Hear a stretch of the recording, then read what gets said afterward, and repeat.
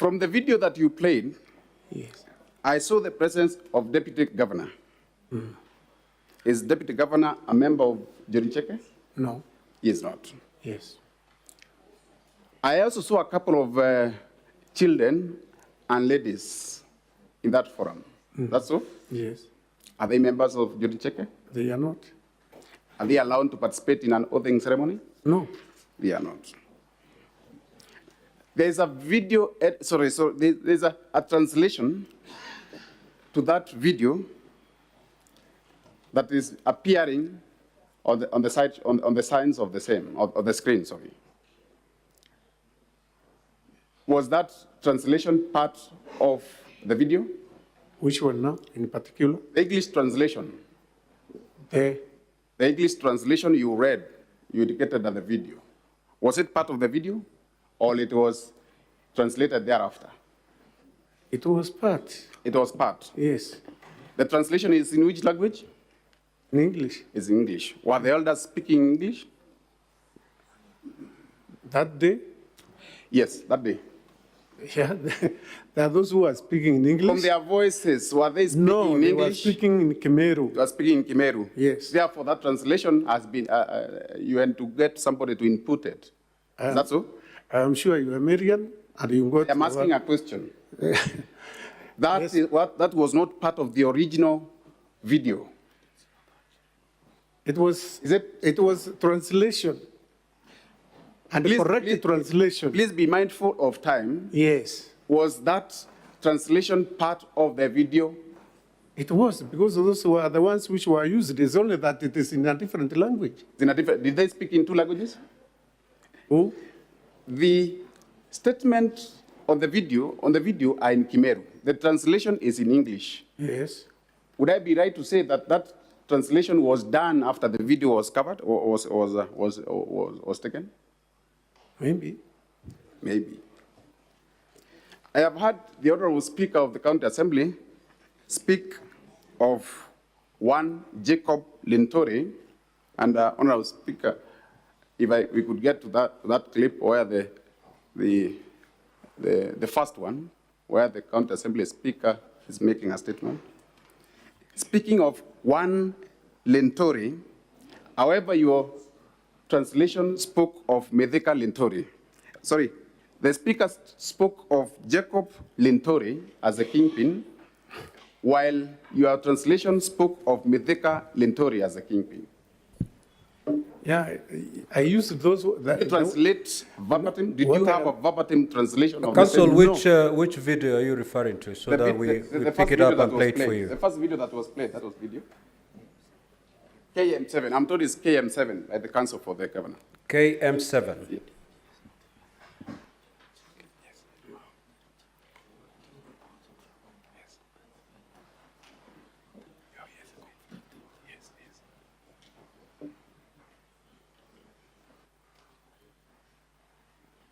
Please read the name in capital. That is, please confirm that the name you can see is Methika Lintori. On your translation. Methika Lintori, yes. Twembunge meru watu tukaenda sauti emwe That is na tutongere twi munene wetu witwa Methika Lintori. What did he say? What did he say? Ni untu.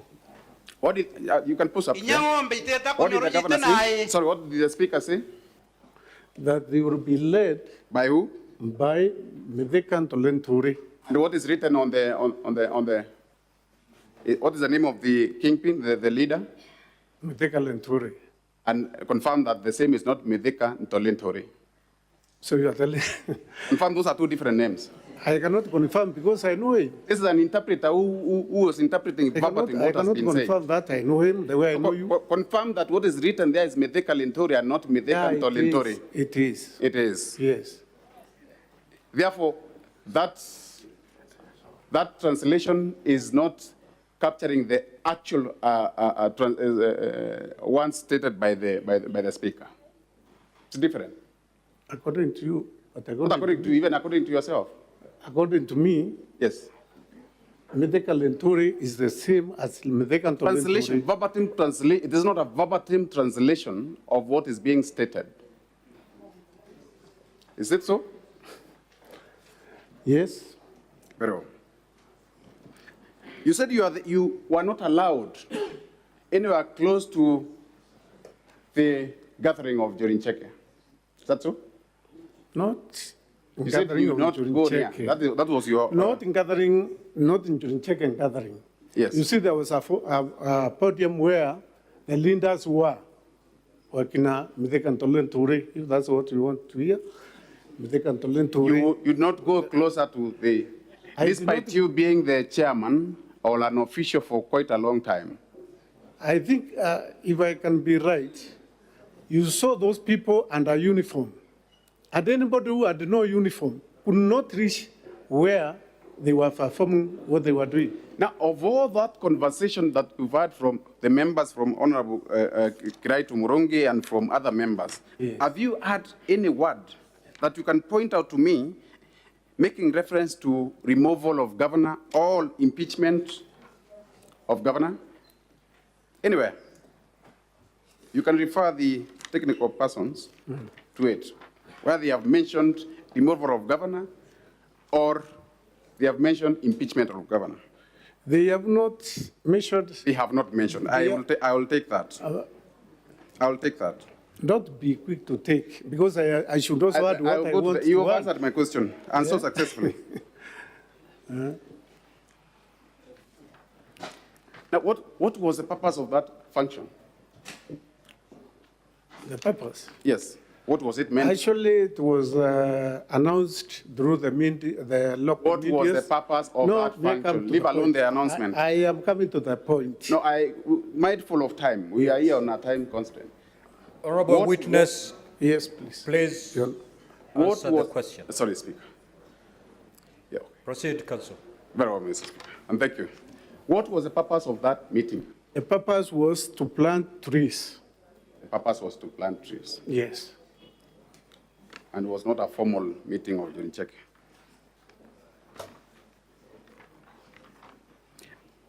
Can you transact a Jorincheke meeting in a tree planting forum? It happened that day. It happened that day. Yes. But ideally, should it No, happen? it should not. It should happen. Yes. You said you were there briefly. How brief were you? Yeah? Maybe, I think, an hour and 1.5 hours or 2 hours. 1.5 Because or I 2 cannot be hours. specific. You can be specific. Yes. How long did the meeting take? It took long because How long did it take? very many hours, because actually, Like how many hours? They took a whole day, they took 2 days, no, it took, how long did it take? That's what I want to it take. took around 7 hours. Around 7 hours. Therefore, you only attended just a third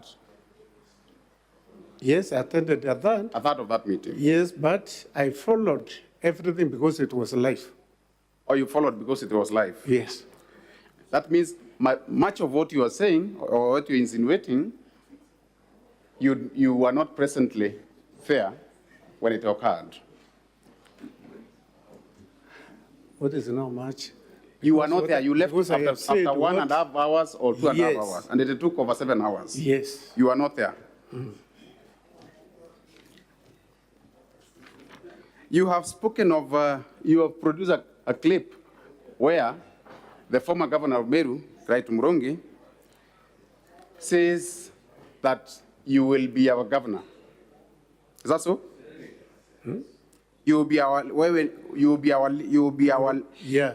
he actually says in Swahili, wewe ni tegemeo. When Is that so? Tengemeo, Wewe we ni are tegemeo. seeing you becoming the governor of Meru. Did he say when you become the governor of Meru? Did he say whether it's now or in future? He did not. He did not. Yeah. There is a statement that wewe ni tegemeo, which you have translated loosely to mean you are our leader. According to you, is that translation correct or incorrect? It is correct. What is a leader in Kiswahili? Kiongozi. Kiongozi. Yeah. And it's not tegemeo. What is tegemeo in Swahili? Tengemeo in Kiswahili. Yes. It is Tengemeo. No, sorry, what is tegemeo in English? Sorry. In English. Huh? What is tegemeo in English? Tengemeo in English. Yes.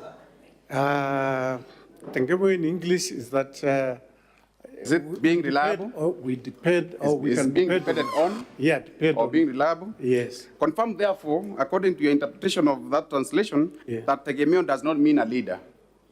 Tegemeo does not mean leader in English. But according to what was I am taking asking a place, question.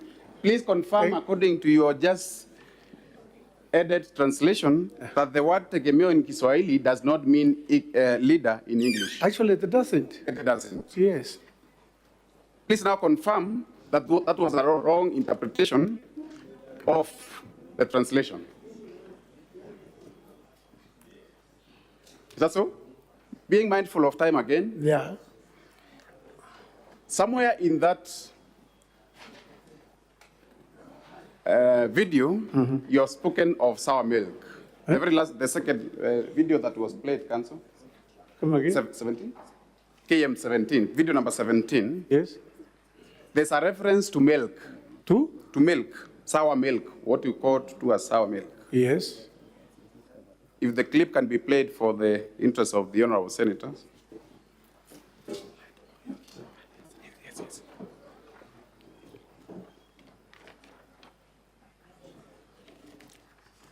There's an interpretation. The clip, kindly, if the same can be, so that I yield some minutes to my colleague to Leonto. wipe. Inyang'ombe iteta kunyoru jite nae. The last Kenda clip. meru eta mbere. Is that 17? Ana vetu baratu kuthomithia bakara bwega irazima meru gite atia. Towards the end, honorable speaker. Githira yare MCA be yabo ndekaire. Bure kirwa njara ne akoro banjuri But there's a reference to milk. Githira chapter yetu. Araka MCA je ni puinde. Kambo ya kalono kap.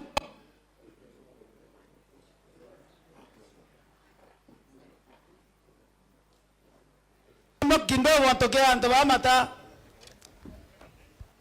Oh, brother, ame. Inyeta wa na ba. Bueno. Bate keye kwebe bueno no. Jeriete kene ko ba meru. Okay, akwetho ria. Oe, okay, thero wa choto garutere. Batu ke akotha imano tokawa tegerumi. In other words, for avoidance of wasting time, Honorable Speaker, there was reference to milk, which was interpreted to be sour milk. Is there a difference between milk and sour milk? Yes, there is. In the clip, did they refer to as sour milk or they referred to milk? I have not seen that one unless if it is played again. Anyway, now I want to, among the my parting shot, when did the conversation of impeachment of governor begin? When did that conversation begin? It was after. When did it begin? It began. Yes. After the function that was. When was that function was on 14th of October? Which function? That function was on 14th of October. Then what is your question? I am asking, confirm that that function was on September. No. When was the motion? Do you know when the motion was tabled in the county assembly? No. You can't tell. I can't.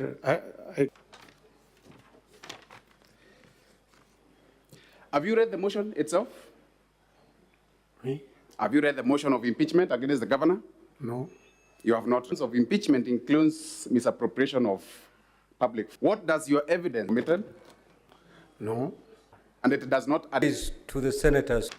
You have stated that during Cheke elders, they are responsible for shaping the leadership of Meru. The election of leaders, they have informed, they have advised, they have shaped it.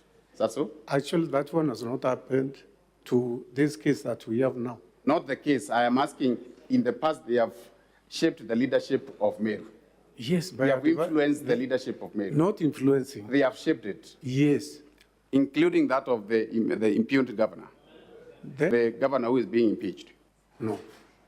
So, No. The reason why I'm saying no yes. is because there is no time that we have sat down as in Cheke either to advise the governor and our deputy. Honorable on Speaker, everything. for the sake of time, I will yield a few minutes to my colleague, Mr.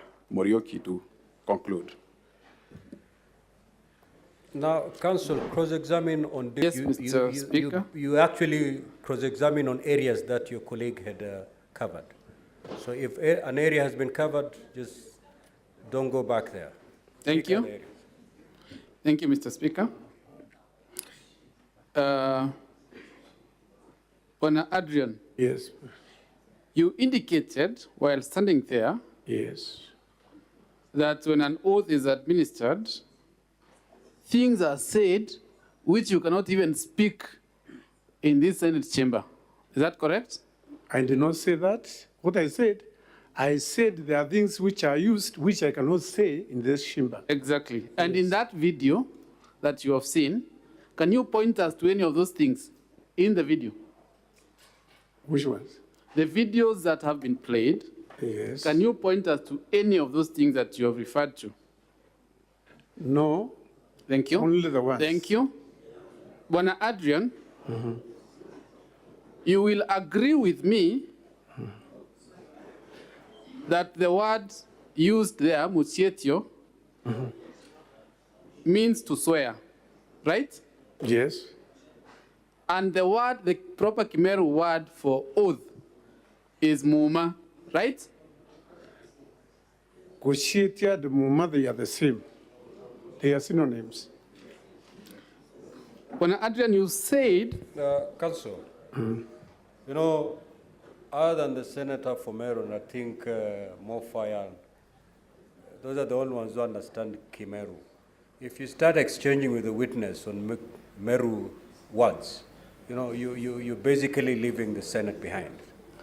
Mr. Speaker, I'm well guided. Please. Bwana Adrian, are you a registered voter? Yes, I am. Did you vote in the last election? Yes, I voted. To the best of your knowledge, is a governor installed by the Council of Elders or is a governor voted in by the voters? The governor is voted in by the voters. So your testimony that the Council of Elders installed a governor is just hearsay and information that cannot be relied on. That's why I'm here to say that was wrong. Thank you. When you look at your video, that you have played, what is the title of the video that is provided by the that you have provided by your council? Does it say tree planting? Tree planting. Thank you. Where did you say that event took place? Chiru. And you will agree with me that that place where the event took place is the main shrine of the Njorincheke Council of Elders. Yes, it is. It is in fact the headquarters. Yes.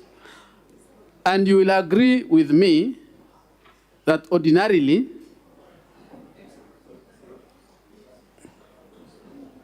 or rather that you said yourself that an animal cannot be killed at the shrine. Yes. And it was also your testimony that oaths are administered when animals are killed, or animals have to be killed for an oath to be administered. I cited one oath, that is Kediri in Kemeru. You have testified that no elder, even the chairman, speaks on behalf of the council, right? No elder speaks on behalf of Njorincheke. That is what you said. I said, you can speak as a leader. And then I said, in those days, there were no leaders. There were juries or the wise men who are the leaders of Njorincheke. You said while standing there that even someone with a position like chairman Yes. does not speak on behalf of Njorincheke. That is what you said. I think you got me wrong. No, Council, I'm getting a bit uncomfortable. I wish you could cross-examine on areas that your colleague has not cross-examined on. Because otherwise now you are basically, you're starting as if your colleague hasn't done any work. Because all those questions that you're asking are exactly what your colleague has asked. And answers have been provided. Thank you, Mr. Speak Speaker. on areas that have not been covered by your colleague so that we make progress. Thank you, Mr. Speaker. I'm well guided. And Mr. Speaker, I'd like to request that the first video be played so that we point out some inconsistencies between the translations and the words that are spoken.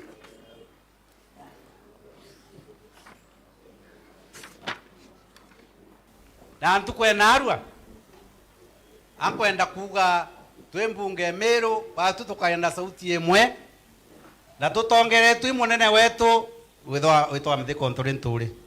Bwana Yesu asifiwe. Ni untu inya ng'ombe iteta kunyoru yite nae Pause. kwa kenda Meru eta. Did you hear that speaker ask a question? You had a question? Yes. Can you see any question on those translations? The question mark is not there, but the statement is there. Can you see any question there? That is the question I have asked. That's why I'm saying it is only the question mark which is not there, but the statement is there. The speaker speaks or talks about Meru progressing or Meru going ahead. Is that correct? Yeah, and the cows being turned to. Is that appearing anywhere on those captions? Well, you see, I think it appeared on the first one, if I'm not wrong. Can we proceed with the video, please? Kenda Meru eta mbere ana vetu bara tukuthomithia bakara bwega irazima Meru egite atia igwatanire ngithira yari MCA ibe yabonde kaire bure kirwa njara ya kuruba njuri ncheke tuendelia chapter yetu haraka MCA je ni puinde Pause. kambo ya kalono kambo Pause. kindogo atokea antu bamata kana ya muno Pause the video. baba tana aro.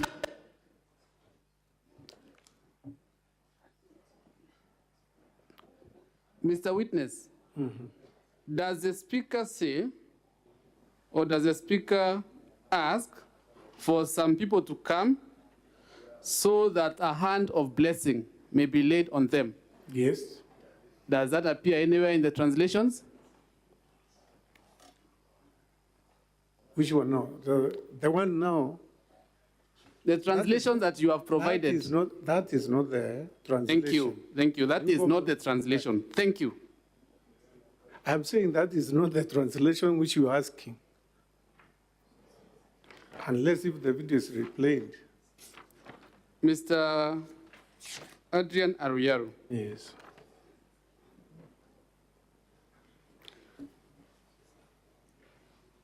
The story that is being told by the speaker who is currently holding the mic right now, is it part of the Kimeru folklore?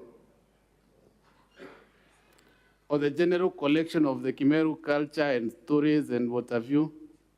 It is. Thank but you. It is referring, Thank you. It is referring to somebody. Thank you. Mr. Speaker, or rather, witness,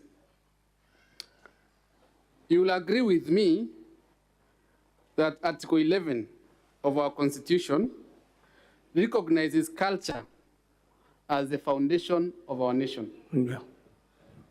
You will agree with me that there is no single illegal activity that has been shown in those videos.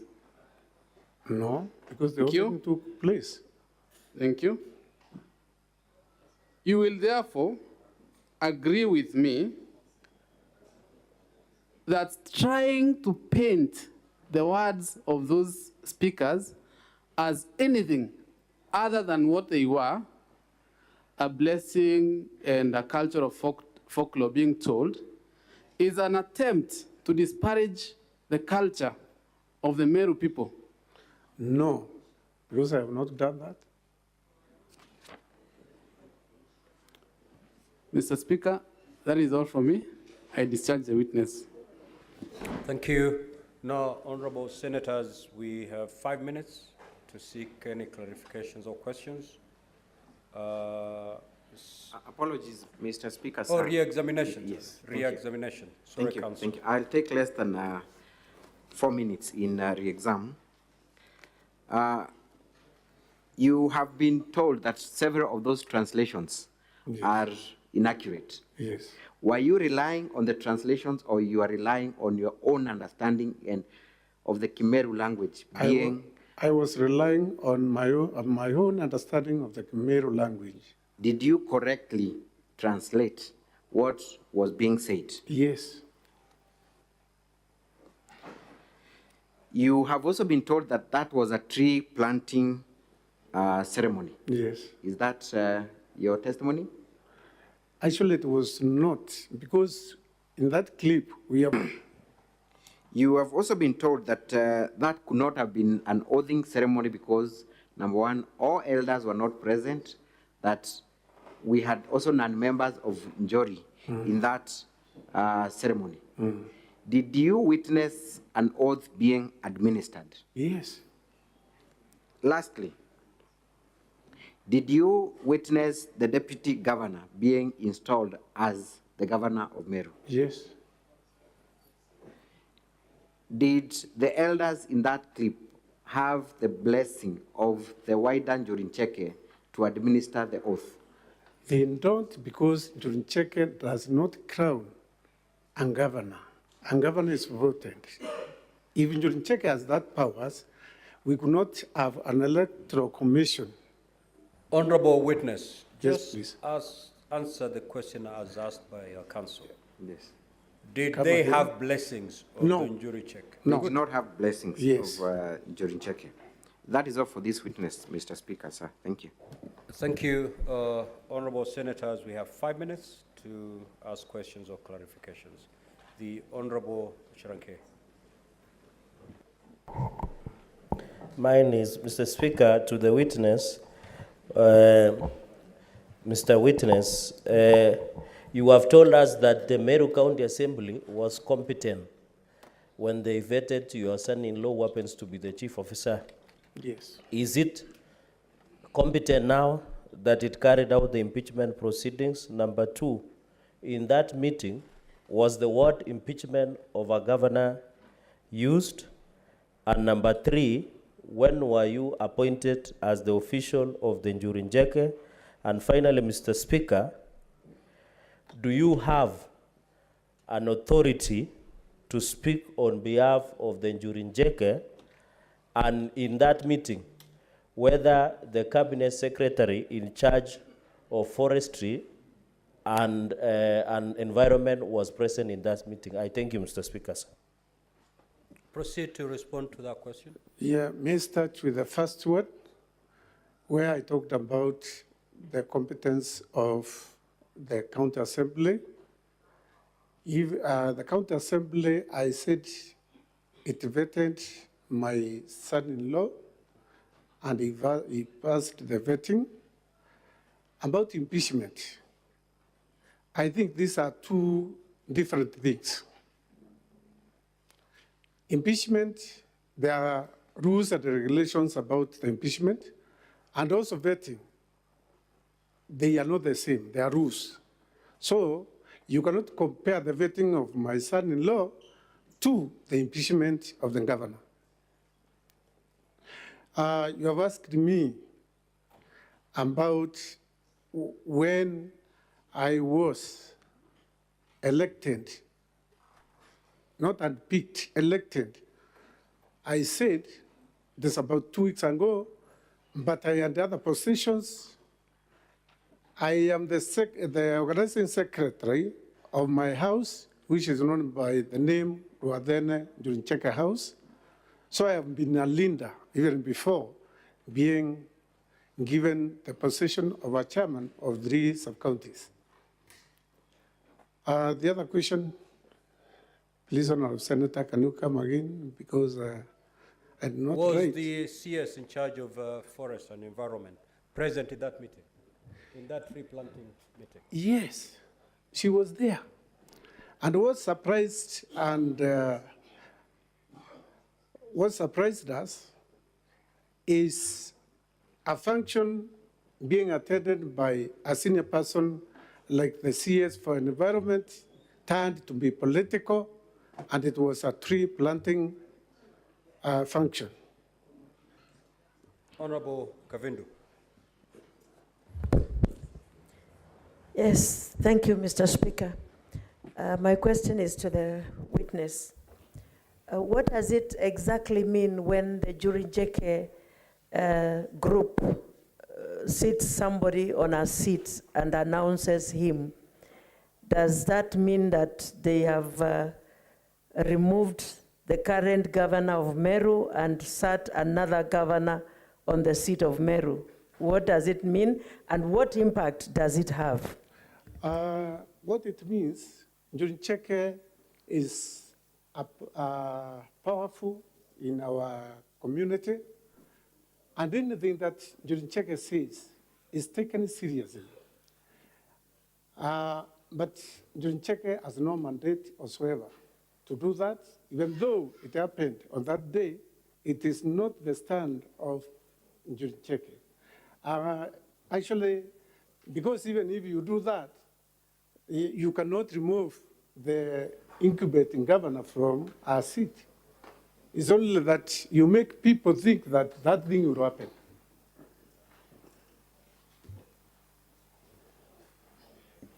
Now, honorable senators, we need to move to the next witness. You can stand down there.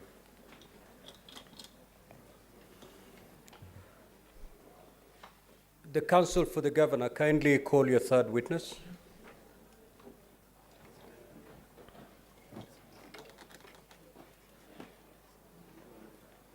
Mr. Speaker, sir, our next witness is Dickson Monene.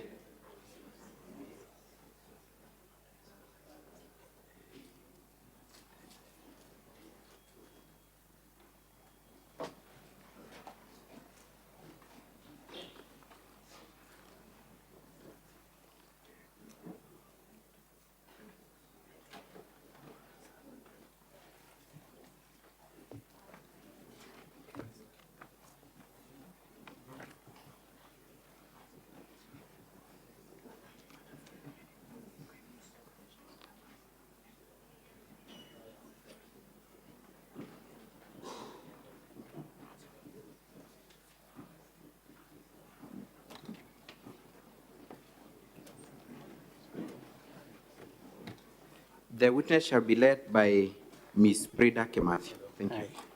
So would you wish to take an oath or to affirm? I'll take an oath. You take an oath, eh? In that case, you read this text. What's your faith? I'm a Christian. Christian. You hold the Bible in your right hand. Take the oath. The Speaker will call you to the oath. Okay.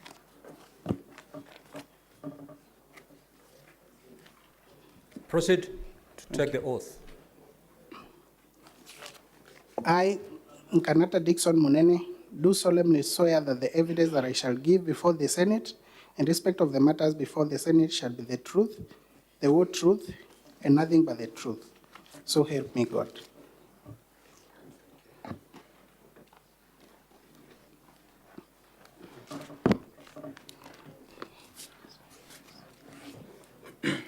Mr. Speaker, sir, my colleague, Ms. Kimathi, will take on to the witness for about 10 minutes to address a certain aspect of the claim, and then I will continue in the exam in chief. We expect to take around an hour.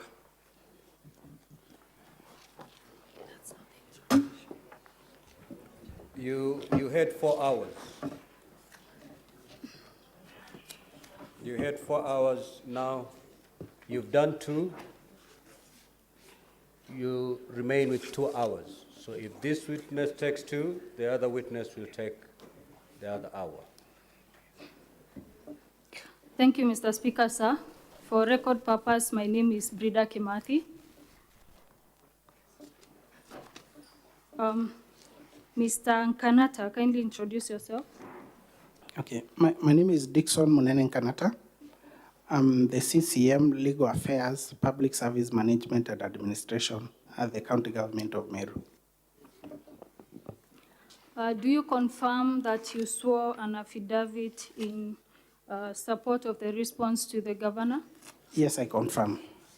And is this the affidavit on page 46 of the response of the governor? Yes, it is. Do you confirm that the signature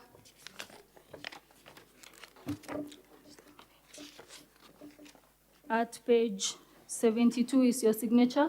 I confirm. Mr. Nkanata, have you had the opportunity to read the motion? Yes, I have. Could you kindly read for us count number 1A?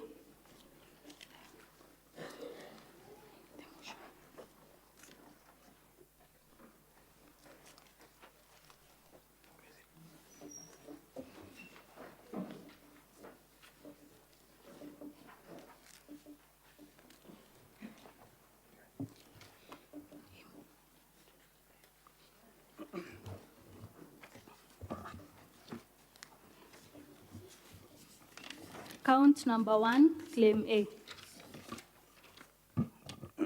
Okay, the count number 1 is misappropriation and misuse of county resources. Under that, the governor, it's alleged that the governor has grossly violated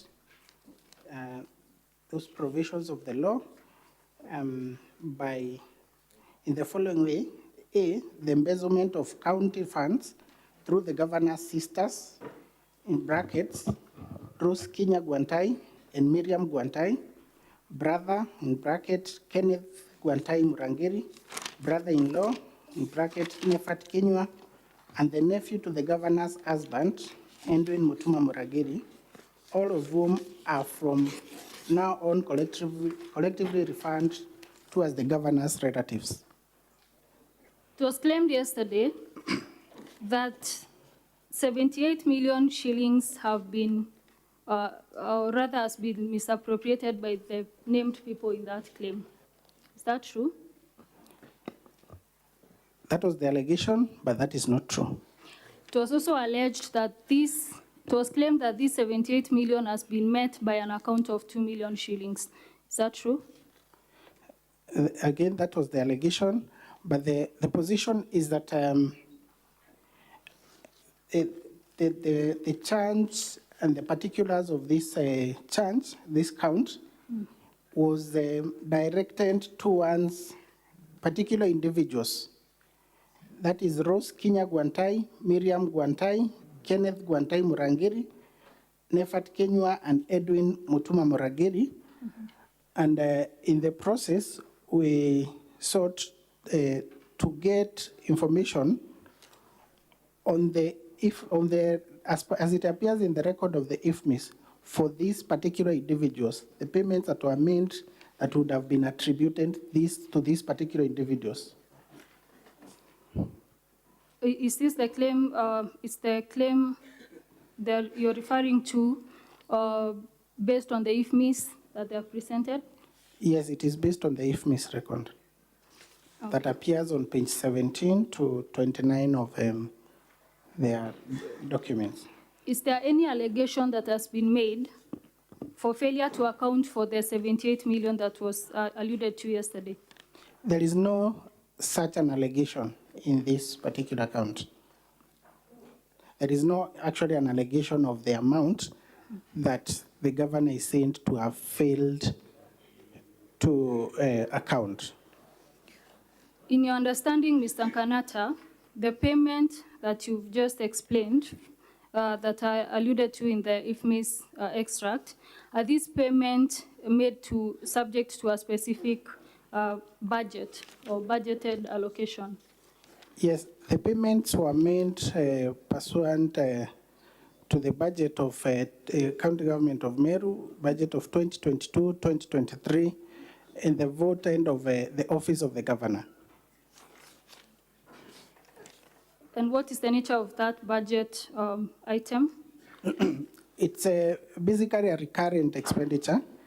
The Office of the Governor does not have a budget for development. It is recurrent expenditure. And you confirm that there is no allegation against the governor for failure to account for this amount? There is no such an allegation. Now, an issue was raised around the entries in the said IFMIS extract supplied by the County Assembly. And the issue raised described prepayments.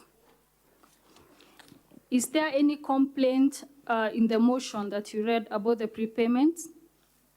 There is no such a complaint on prepayment in the motion. And in any event, what do you understand generally on the term prepayment as presented in the IFMIS extract? Well, my understanding on the term prepayment as used is that these were funds or money that was paid before a certain activity would happen. For instance, you're supposed to travel, you get paid in arrangement to that travel.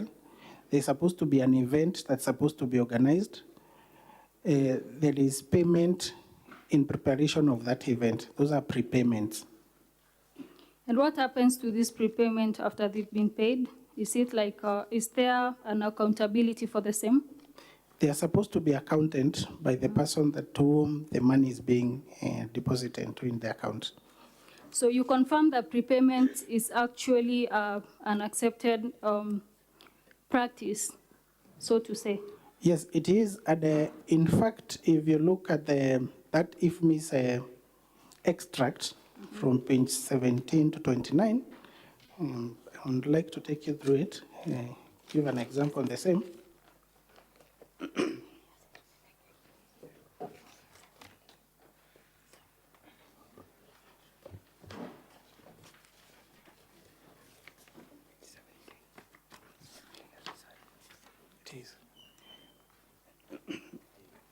Some of the prepayments that appears in the first,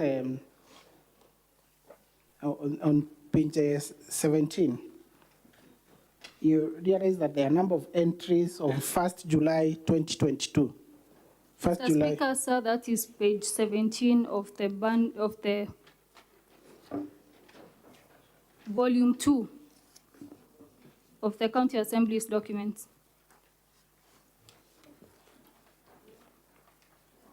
Proceed. Yes, on 1st July 2022, there are payments whose item description is prepayment, 9 of them. I would like to confirm that those were payments that were actually made in the previous regime. That is the regime before the regime of Governor Kiraito, the former governor, Meru County. In any case, is there any charge that the governor is facing for failure to account for these prepayments? There is no such a charge. Kindly proceed to count 1B. If you could read for us count 1B. Count 1B is the withdrawal of county funds under the guise of payment for various supplies by the governor's relatives, yet they, that is the governor's relatives, yet they are ineligible to tender for or supply any goods or services to the county government. What would you say is the basis for this charge? Or what is the charge based on? Okay, the charge still is based on the complaint that was alluded to, that appears in the volume. Is this the complaint on page 1 of volume 2? Yes, page 1 of volume 2 to page 29. It's the complaint of one Duranira Salesio Mutuma. In this charge, it has been alleged that the governor's relatives supplied the county government, or rather funds were misapplied with supplies. what is the nature of those supplies? Or rather, are you aware of any supplies that were made? Okay, I'm not aware of any supplies that were made by the alleged governor's relatives. But from the complaint, from the phase of the complaint, you can see the item description called hospital supplies. Yes, can I take you to page 6 of volume 2? Yes, I'm there. Specifically, item number, the voucher number is 65735. Yes. Yes, it reads hospital supplies and others. And You confirm that the mover of the motion alluded to the fact that the supply of this specific voucher was for hospital supplies? yes, that was what was alluded by the move of the motion. And the reason why we did not belabor to explain this further is because the charge is as against the governor's relatives. It is as against the governor's relatives who had been previously listed. And under this particular complaint, on the phase of page 4 to page 5 and 6 that you've taken me through, is that these are transaction history between Kadhure Rukaria Catherine, who has not been listed among the alleged governor's relatives. Yes, regardless, but in relation to that charge, I would like for you to read us, to take us to page 19 of the Ifemis extract of volume 2 of the bundle of documents of the County Assembly. Yes, page 19. I am there. On that page, can you see the voucher number 65735 that is alleged to on page 6 as hospital supplies?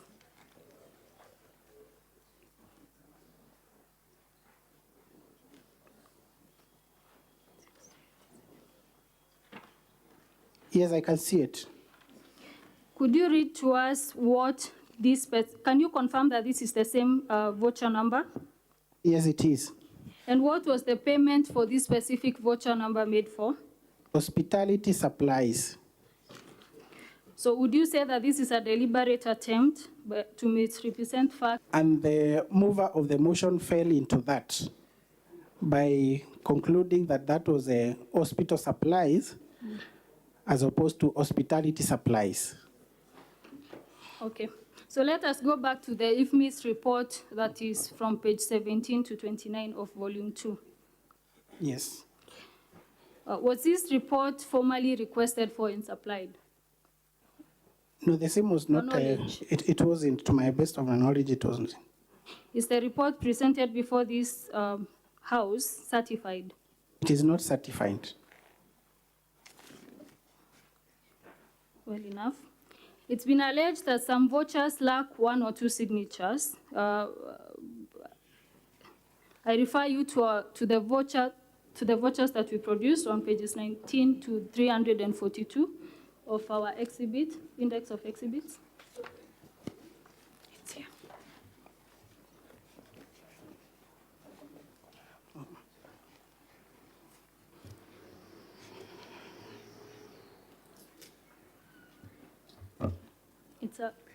It's okay, you don't need to. Yes.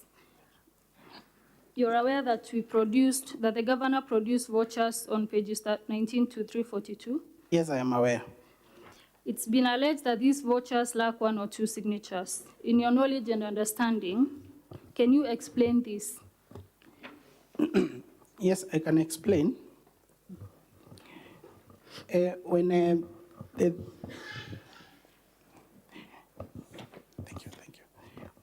When we were required to respond to this motion, we were given 3 days to respond to the same. As a matter of fact, at the moment, the external auditors in Meru County. And some of the documents that we would have wanted to rely on are documents that they are with external auditors. So what we did, we got copies of documents. We got copies of documents from the Chief of Staff. And it appears that some of these copies of the documents that the Chief of Staff made, they are not copies that were made as a final, for instance, a final voucher that has been signed at the time of making the payment. These are copies of the vouchers that have been signed and forwarded. Thereafter, they have been forwarded to the Department of Finance so that they can effect payment. So you will find that in some of the copies of the vouchers that we have attached, the Director of Accounts is indicated as to have not signed, because this is a copy that was made from the copies that were with the Chief of Staff. So are you confirming that the original copies are with external auditors? Yes, the original copies are with the external auditors, and if we had been given more time to get them, or Final copies, rather. the final copies, which are the original copies, they are with the external auditors, and I'm sure that all of them have been signed. So is it your testimony today that this impeachment motion is immature in that? Yes, it was, in my opinion, it was premature because we should have waited for, if at all, they wanted to insist on bringing a charge as against misappropriation and misuse of county resources, then it would have worked well or better for them to have a report of the external auditor who is carrying out their audit at the moment.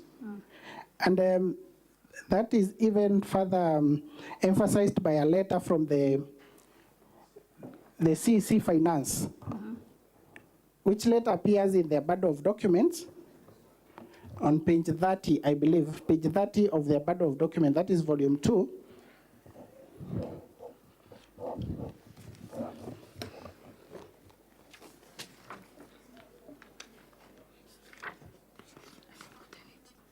It's actually page 31.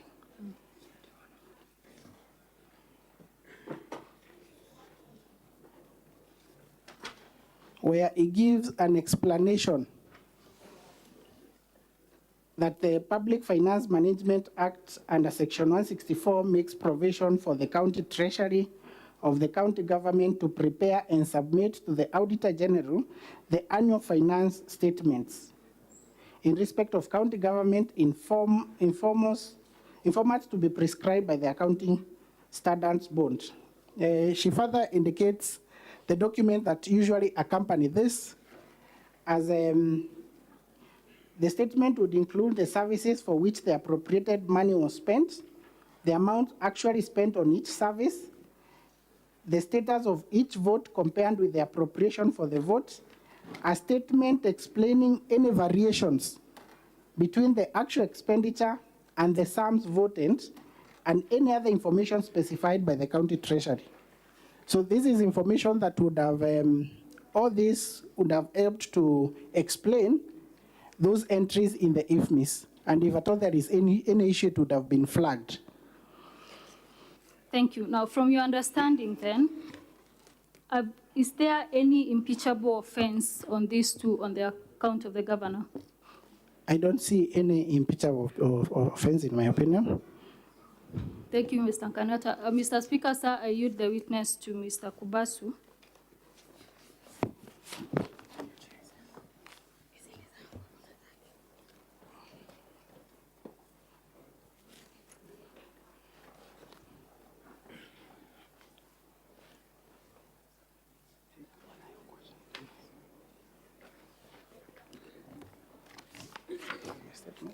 Mr. Speaker, sir, my name is Okubasu. I'll take on to the witness for the remainder of the questions. And I want to start by a claim that was made about employment of traffic marshals. For Yes. this, I will refer you to page 394 of Volume 2. 394 of Volume 2. And I want to ask you a question for this House, which is it true that the governor established and recruited traffic marshals? It is not true. What is your response? My response is this. The governor flagged a pilot test for traffic marshals. And this is an explanation that is gotten from page 394 of the letter of the county secretary to the county public service board, where the county secretary indicates that the town, that is Meru town, has been overwhelmed with traffic jams, making its special services such as ambulance and firefighting get inconvenienced and with repercussions. So the existing enforcement officers who are in charge of cleaning the town or making sure, ensuring that there is no traffic jams, could do this work. Who could do this work? There are few. Council, kindly direct the House on which document you're making reference to. We are referring to documents. The county secretary confirms cleaners by training them. There was traffic marshals. So that it is your position that those positions for traffic marshals established subject to issue that is raised under support staff. And I want to lead you to page 373 of volume 2. Page 373 of volume 2. Do you have any explanation as to the designation of a cleaner as a senior support staff? Okay, I indicated that as the CCM of public service, I do not have any information as to a designation of a cleaner into a senior support staff.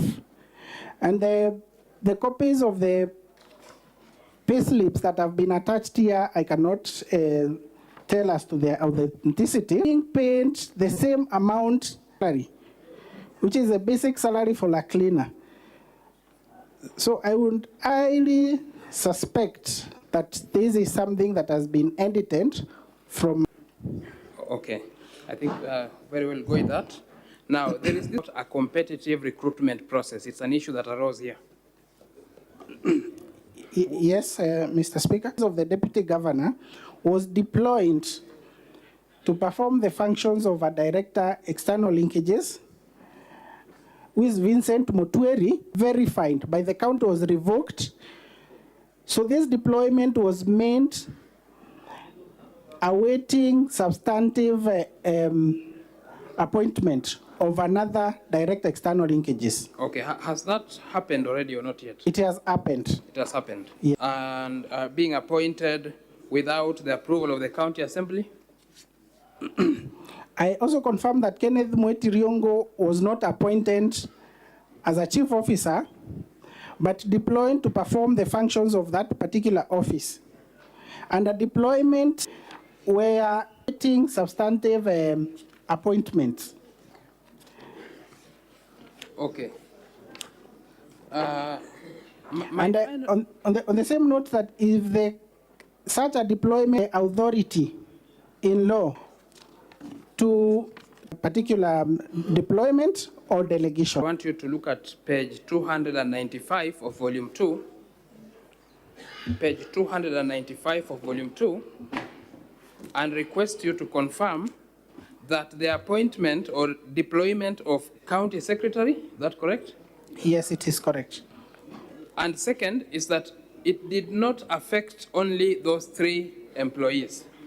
Yes, it did not affect the 3 employees only. Okay.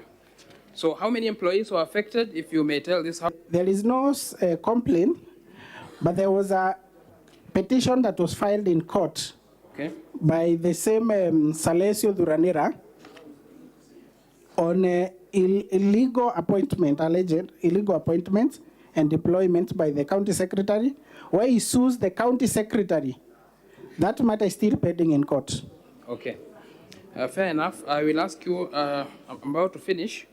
There are questions about the appointment of Monica, Kawira, Dr. Kome, Mudhuri, Francis Muigai, and Silas Mbabu, that these people were appointed in an acting capacity for more than 6 months. Is that a correct allegation or it's not? It is not correct. What is your explanation to that? Is that Monica Kagwema was appointed in acting capacity on 17th of May 2023. 6 months are yet to lapse. The other two, Dr. Kome Mudhuri, was appointed on 23rd August 2023 in acting capacity still. And it's still not 6 months after his appointment in acting capacity. So that your position is that the positions these people are acting for 6 months has not substantially ended for most of them? It has not, and there is no evidence that has been put in place to confirm that or substantiate that allegation. Okay, there's a question about 100 staff that have been employed by the governor in her office. Is that a correct position? It is not a correct position. And what is the correct position? To my knowledge, I have not seen any letters of appointment signed by the governor appointing these particular employees under the office of the governor, and that these particular employees are usually appointed by the County Public Service Board. That is one.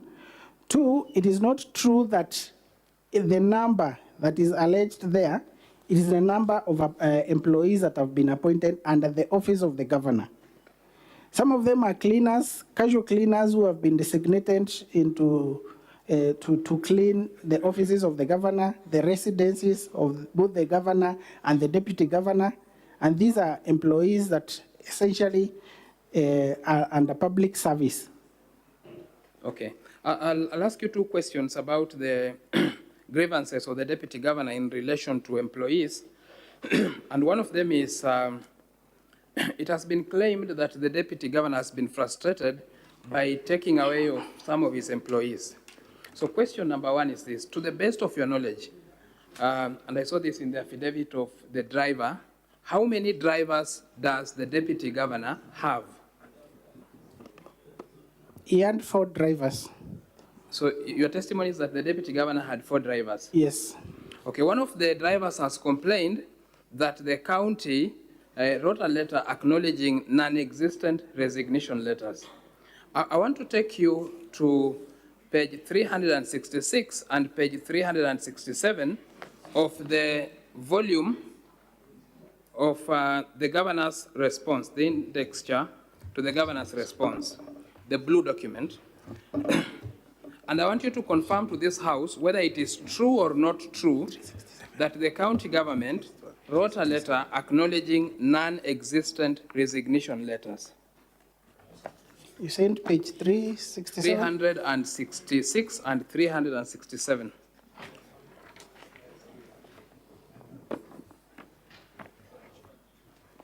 Of the document by the governor.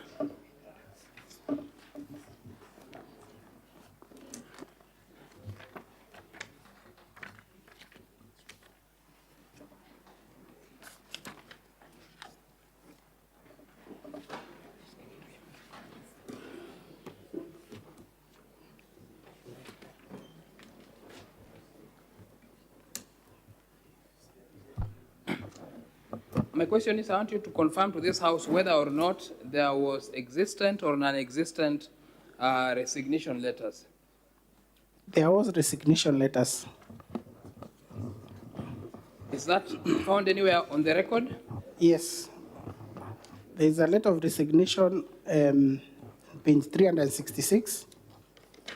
There's another one on page 367. So there are actually resignation letters. Is that correct? From the face of it, They are resignation letters. Resignation letters.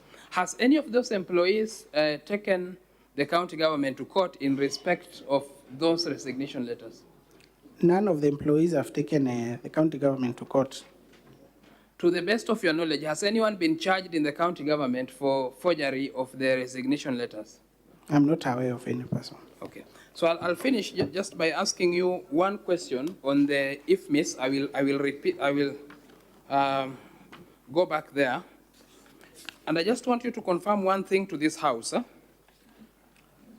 on the charge of misappropriation of funds. Please confirm the date when the governor assumed office. On 25th August 2022. On 25th of August 2022. Yes.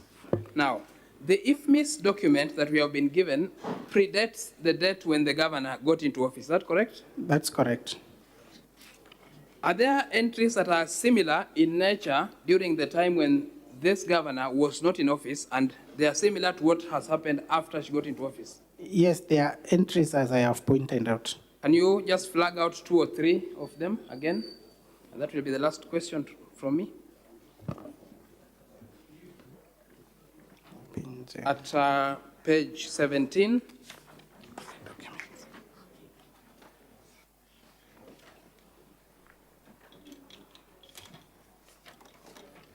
Of volume 2, that is? Yes. By the county assembly. The first 2 entries are on prepayment. All those correspond to what happens after the governor comes into office? Yes. Okay. Mr. Speaker, sir, that will be all. County Assembly, you may proceed to cross-examine the witness.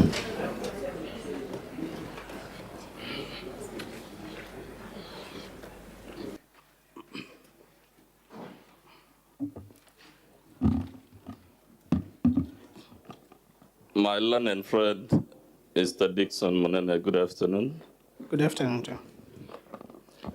Please confirm to the Senate your professional background. I'm a lawyer by profession and an advocate of the High Court when I joined the county government. Who was your partner in that law firm? There was Isaac Kazungu. There was Dr. Okubasu. That was our colleague who just examined you a while ago, right? Yes. As right? Yes. Who is the accounting officer in the office of the governor?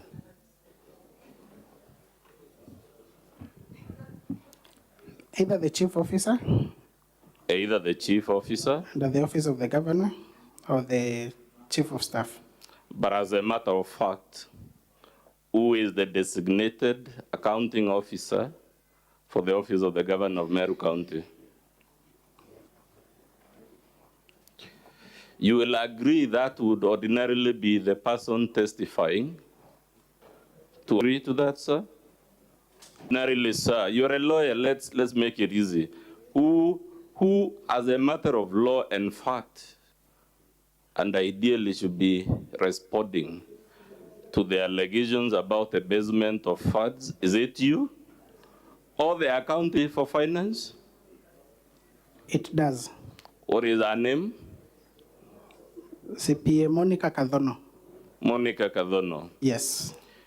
You will agree with me, even if we were to, that would be better place to tell the Senate about misappropriation of funds, correct or incorrect? In your reason none of these officers has been called as a witness is because they know from their professional background they cannot defend the allegations. Reason is because many of the allegations that have been made here of funds, the irregularities on these IFMIs, is because those officers cannot, as professionals in that line, defend. Not true. You just told the Senate that... Dr. Mudomi. Yes. Just a little bit housekeeping. How much time do you need for purposes of cross-examination? Mr. Speaker, I see myself taking at least an hour with this witness. which I'll be sharing with my learned friend, Mr. Boniface Mawira, and time permitting with Mr. Mari Maranya. 1 hour might be too much. It's my challenge, Mr. Speaker, is you note of all the affidavits filed by the governor, the bulk of the governor's defense is in this witness's affidavit. He speaks to very many things. The length of his affidavit clearly confirms it. That is the only reason we beseech you to grant us at least an hour. Very well. We are going to give you 30 minutes. We take a break for lunch, then you resume and work within that timeline. Much obliged, Mr. Speaker. Proceed. That the transactions on the IFMIS report, right? That is not true. I have seen that it transcends between the two regimes. When the former governor was in place and when the new governor, the current governor is. It transcends the two regimes of transactions?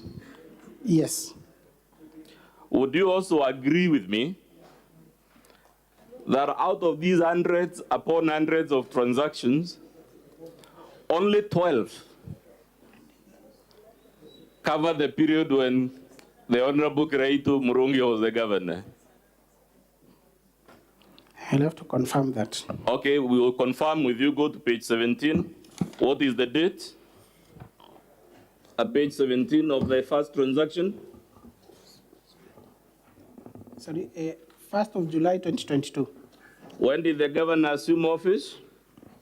25th August. 25th August. Yes. So when you will agree with me, after the first 12 transactions, all the other transactions on page 17 cover the period when the governor, Kawira, was the one in charge, right? Right.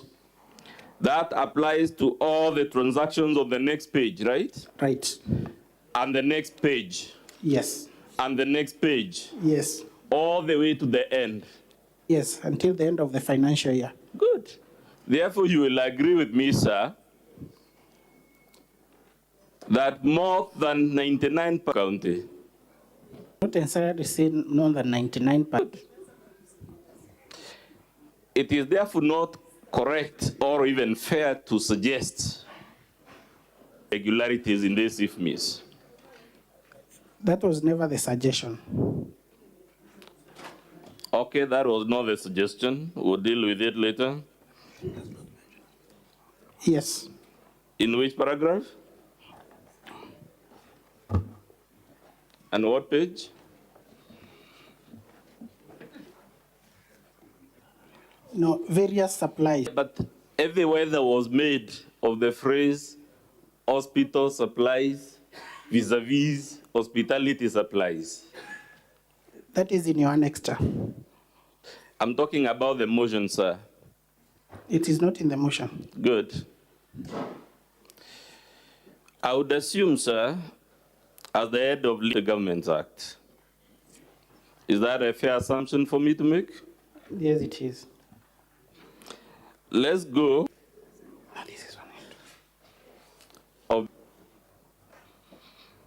Go to page 19, sir, of that volume. Right? I'm not there yet.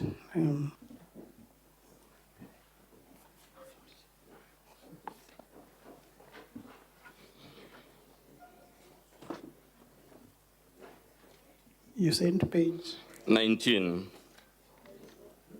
of our volume 3.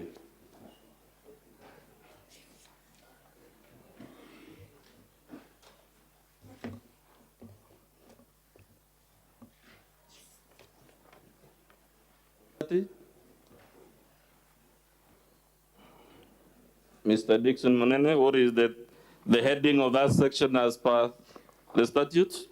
Functions and responsibilities of a county governor. It talks of two things. One is functions, right? Yes. The other one is responsibilities, right? Yes. You will agree the word responsibility connotes accepting the concept. Sorry? When we say the responsibility of so. Yes. Therefore, you would action, paragraph A, for diligently executing the functions of the office. Diligence is the word used, right? Where are you? You will also agree with me, sir, as a matter of ordinary grammar, diligence connotes active engagement, not the idea of saying it wasn't me. From the matter at hand, so that it was the chief of staff, it was other officials, it wasn't me. Does this section, either it does or it doesn't, Mr. Munene, and you are a lawyer, please. It connotes that the governor's authority. So it means governor's authority is to be exercised diligently. Yes. Not in a nonchalant or careless or I don't care type of approach, isn't it? Diligently is the word. Diligently. Let's go to paragraph 3. Before we go to 3, above there, the discharge of any function within the county and within the provision of any service, the proper discharge of all the functions of the county executive. Which Roman? Roman I, section 30, subsection 2, Roman I. To every member of the county executive county and the provision of related services to the CMs. And going to the discharge of any. Can you read? Subsection 2, the governor shall. It says the governor, as a matter of fact, as the eminent lawyer you are, this is a mandatory obligation under the canons of interpreting the law, isn't it? An obligation. It is, but no, I mean it's I don't think it's mandatory. Okay, we will live with that. But what does it say? The government in the county's in the county's governance in the county, isn't it? Yes, and development of public funds. And if it is, and the statute to throw junior officers under the bus, when the statute says it is our responsibility, correct or incorrect? I have not said that the governor has thrown junior officers under the bus. Our defense, if you have read it, is that it wasn't me. If this embezzlement occurred, it occurred under the care of other officials who are independently answerable to the county assembly. And is that defense consistent with this paragraph A? I would beg to say that. Speaker, open my.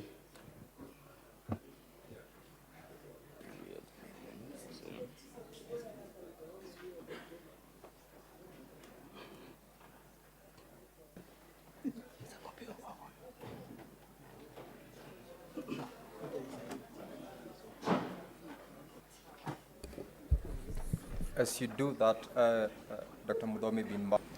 It is, I'm about just to, Mr. Speaker, be denying something that is in black and white. Can you, Mr. Speaker? You mean the paragraph appearing in page 3?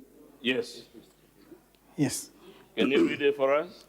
The impeachment motion is, therefore, a means to a selfish end by the deputy governor. Indeed, the bulk of the allegations against Her Excellency the Governor largely constitute matters that this Senate found the governor not to be in wrongdoing during the first impeachment by the County Assembly. In any view, many of the same allegations are essentially matters within the docket of other county officials. That last sentence is the one I'm interested in because it is one of the many defenses of the governor that say it wasn't me, it was other officials. Is that defense, sir, consistent with the responsibility of the governor under section 30, subsection 3, to provide leadership on matters of governance? Yes, it is consistent. Okay. Risi, In our volume 3, in performing the functions under subsection 2, the governor shall promote democracy, good governance, unity, and cohesion within the county. now, sir, you again agree one of the responsibilities of the matters for which the governor is responsible is matters to do with governance. It is the section saying the governor is responsible for it. Correct or incorrect? Yes, correct. Good governance. Yes, which in my opinion she has done. Yes, but you also agree, sir, if by law this is a responsibility of the governor, if there are serious questions about governance, cohesion, and national unity, the governor can say, it wasn't me, crucify someone else. True or untrue? Responsibility, or does the section say it is the responsibility of the governor? The section says it's the responsibility of a governor, Good. but in other sections, there Let's are other, stick to this one. We'll come to the other the section. other provisions for other leaders to Talking about the governor. Let's go to the most beautiful of them, F. Can you read governor bears responsibility? What does it say at F? So initially we begin with is accountable. Correct or not? It wasn't me. And my response to that is that I have not seen any provision or any. It is the other officials that maybe you can leave it at that point. You still have got 7 minutes to go. Oh, good. I had then read the signal wrongly from the. To the best of your knowledge, not supplied or services not yet rendered? For good. One. Just take your time.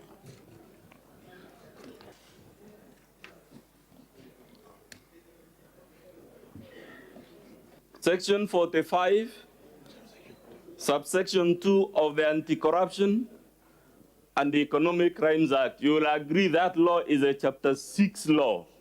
Am I right or wrong? It's a law that breathes life to Chapter 6 of our Constitution.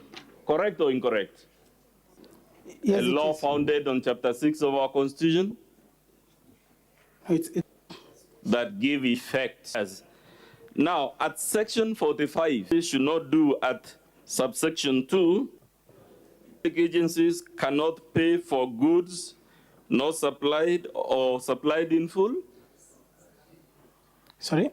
Does it forbid, at page 51, Mr. Munene, the county government of Meru from paying for goods not supplied? Functions concern the administration, the public revenue, or payment or excessive payment from public revenues for substandard or defective goods, for goods not supplied or not supplied in full, or services not rendered or not adequately rendered. I am interested in payment for goods not supplied. Fraudulent payment. Yes. Of course, the Assembly's case is that these were fraudulent payments. We'll come there, sir. But you agree this section forbids advance payments for goods not paid, or rather supplied, and services not yet rendered. For goods not supplied or not supplied in full. So does that prohibit prepayment? On its face, either it does or it does not. My understanding is that it prohibits. So on the IFMI's extract, when the IFMI says these are not supplied or services not rendered, prepayments are for the transactions. You've only let's go to the public. Sorry, it's in volume 3? Mr. Speaker, I don't believe that one was printed. It's section 146 of the Public Procurement and Asset Disposal Act. You want the witness to read it out the provisions of that particular section? Yes, Mr. Speaker, the witness is a lawyer. There should be no hardship. Him speaking to this issue, it's a legal issue. Counsel, if it's an act of parliament, it's law. Whether you read it or not, that is what the law provides. So it's better you just go ahead and read. Fair enough. Mr. Monene, you again confirm that law forbids advance payments. What is the title of that law? Section 146? A minute.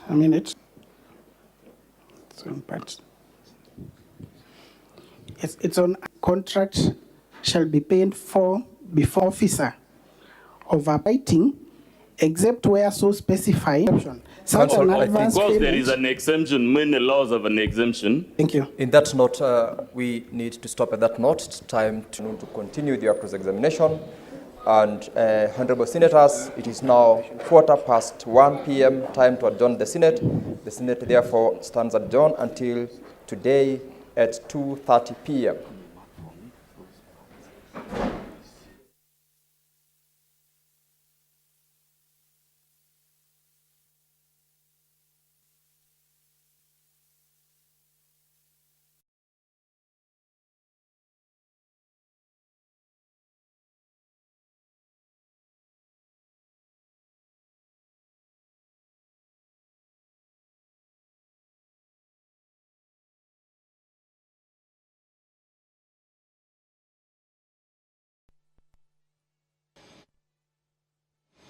Proceedings KBC of the proposed removal from Ru County. And this is an of procedure for the hearing and determination of the due to the standing orders of the Senate. Evidence from the governor, paragraph 22 of that shed where necessary and only for purposes of, and this the Senate will now hear the County Assembly was led by one distinguished legal scholar, Dr. Mudhomi Thiankolu. As side was led by, there were a number of issues, and the link the governor to the allegations that were leveled against her. Today's session will begin at 9, and then after that it will now proceed. Shall have been given by both sides. You can see senators beginning to stream into the chamber. The Senate will begin today's proceedings. Institution, as well among them, the Sonko case, as well as the Martin Wambora cases that are matters of public notoriety.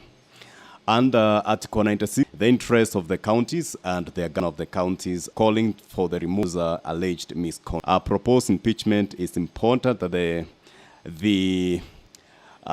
plenary maybe will today consider the historic impeachment processes that began in the UK.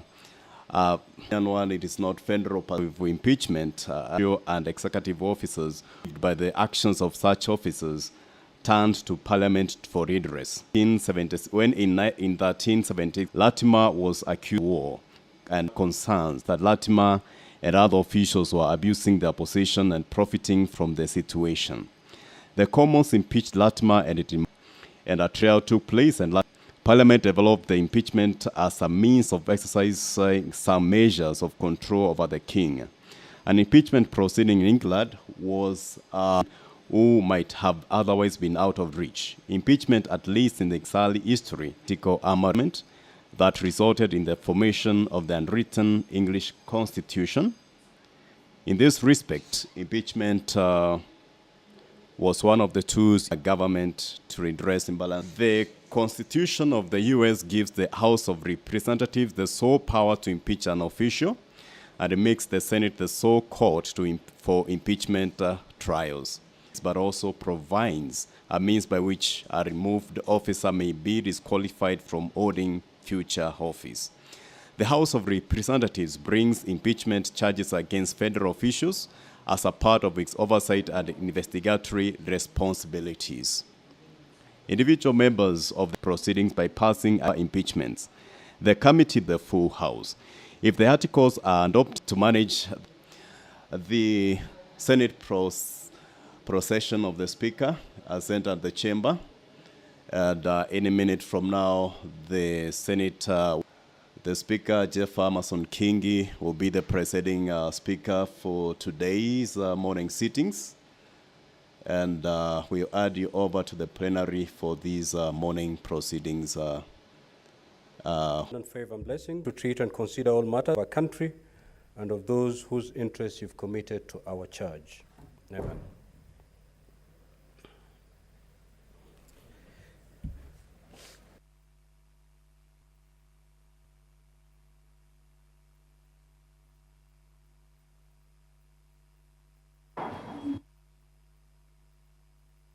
Sergeant at Arms, kindly ring the quorum bell for 10 minutes. For Senate to achieve its quorum. On today's sitting, the governor has already entered the chamber, and she's ready to present a case today, together with the rebuttals, the cross-examinations that will be coming from the county to the Senate, and the county assembly, the governor, and that was honorable. And the Senate of the county assembly case on issues of the nexus of the allegations, abuse of office, issues of contempt of court, vilifying and bullying of other public leaders, and issues of bringing the county into the house on whether the governor or to the Senate. I think that through their witnesses that in terms of the county, there are also issues on whether the people went laboratory inspection, and there are also issues to do on parts of Meru doing some exercises of Okolea, and there are also issues to do with whether the Okolea program uses public resources from the proceedings before the Senate are instigated by other powers that are outside the county assembly, and those issues were responded well to by the county assembly during their presentation and of their case yesterday. As we had indicated earlier, we were on the historical background of the impeachment process, and we can see there is quite a number of the MCAs from Meru County Assembly seated in the Speaker's Gallery. A reminder, yesterday there was a witness by the name Honorable Rindikiri, who is the member for Parliament of Bori constituency, and is the chairperson of the Meru Caucus for MPs.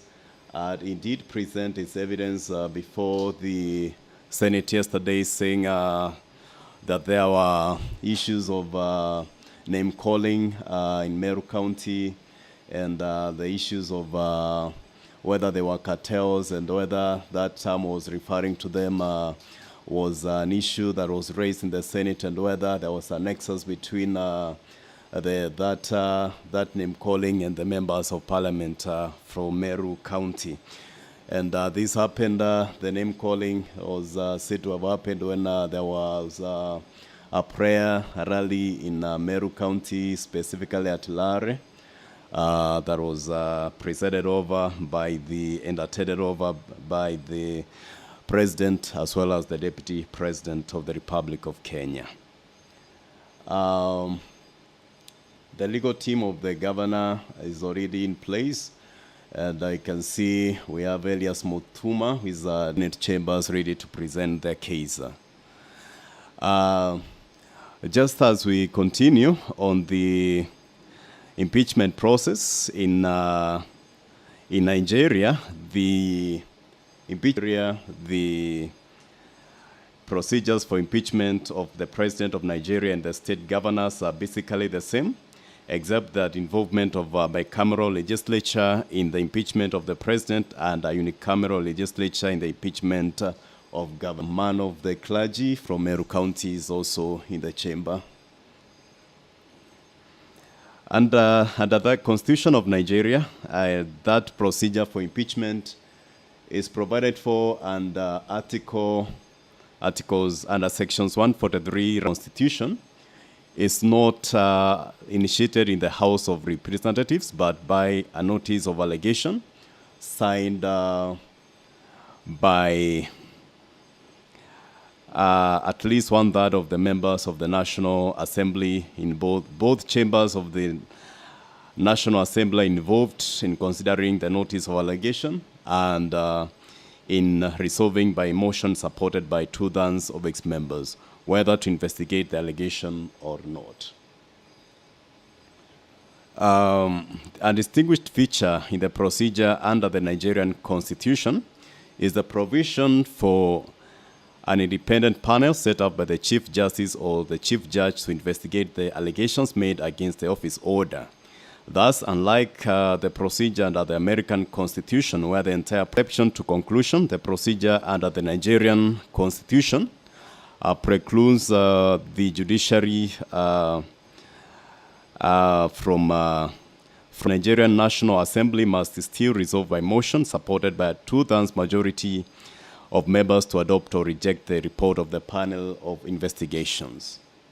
You can see senators have begun to stream into the House in readiness for today's proceedings. And once the quorum is achieved, we shall hand it over to the plenary to continue the proceedings. You can see there is Senator Medu, the senator for Nyandarua, is already in the House.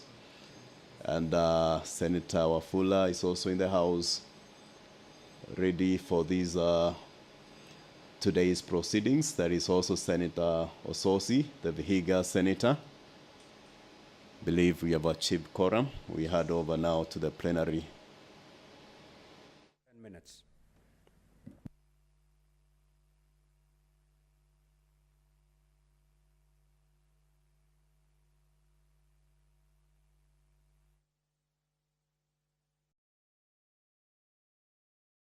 Quorum bell is still being rung.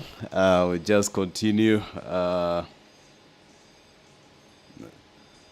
You can see the Senate Speaker, Deputy Speaker Kaduri.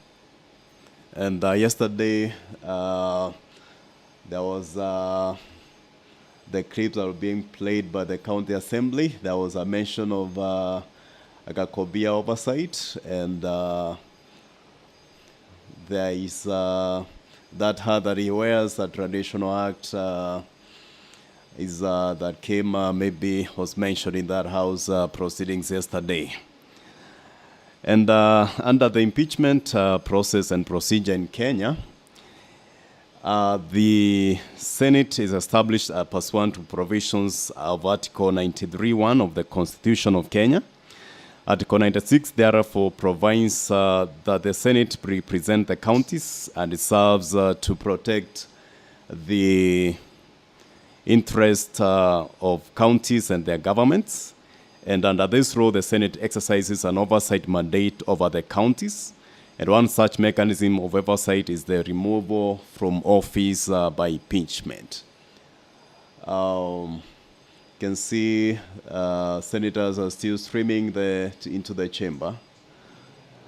There is Senator Karungo, the miracle senator, still streaming in. We shall hand you over once we achieve that quorum. Of governor from office in 33 of the County Government Act and the Senate standing orders.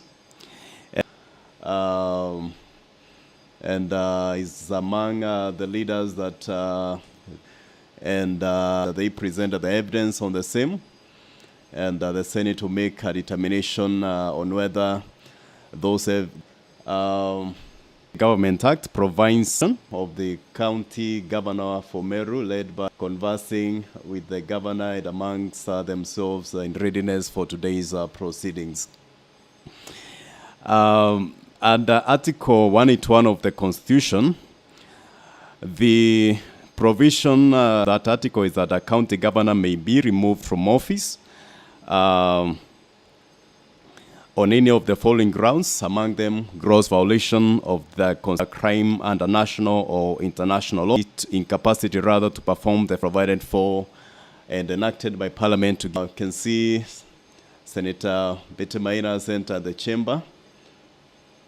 There is also Senator Hilary Wakili, is also in the House. And Section 33 of the County Government Act, it provides, there is also the Leader of Majority, Senator Aaron Cheriot, the distinguished senator for Kericho County, is also in the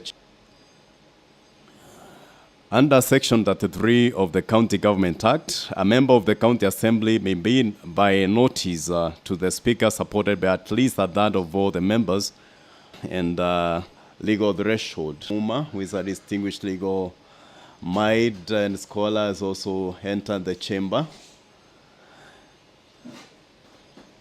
And under the procedure for impeachment of a governor, during the Senate's consideration of the office of the governor of Kericho, the quorum bell has stopped ringing. Yeah. We had over. Sorry to disrupt communication. Something which has last 2 days, a very important exercise that this House is undergoing. And you gave a very important communication on conduct and becoming on the part of officers. So I want communication because there are senators that are going to speak to it, Mr. Speaker, but given that it was very late at night, going almost to 1 a.m. in the morning, I wanted to request if you could allow us, Mr. Speaker, to register. Very well, Majority Leader. Just 3 senators from... Order number 1, communication from the chair. I will allow comments on the communication that I did at the rise of the House last night.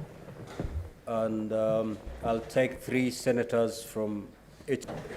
In the increasingly unbecoming conduct of Cabinet Secretary Moses Kuria, a man who's continually embarrassing the appointing authority and casting serious doubts. That tweet was in bad taste. Make interpretation of the matters that are before us and make a sober decision that is in the interest of the Constitution and the people of Kenya. Mr. Speaker, this is the 14th impeachment hearing that the Senate is hearing, and I've had opportunity to vote in almost all of them. I take great exception in the conduct of Moses Kuria, in the tweet that he sent out, and the things that he said about. I now agree with members of this House who have brought censure motion before to discuss the conduct of this particular minister, because at every given opportunity, he has done nothing other than embarrass the appointing authority. In fact, it is my submission, Mr. Speaker, that the earlier was every single day, in every action that he undertakes, he continues to embarrass the president and the people. The kind of things that he says, how he goes about his duties, Mr. Speaker, and overall, his conduct as a human being. Therefore, Mr. Speaker, let Mr. Kuria know, wherever he is, that senators cannot be intimidated, that the kind of monkey business he's trying to introduce cannot be allowed. Senator Kojong. Mr. Speaker, first allow me to congratulate. That is a sign of the committed conduct should just be reprimanded and left at that, Mr. Speaker, before the House, to speak before the House and to be summoned to substantiate those claims that he has made. Because, Mr. Speaker, those kind of utterances have got the effect of belittling this House and taking we have processed in this House. Falls within the threshold of impeachment. If he was a governor and if he was brought to this House, he would definitely be impeached.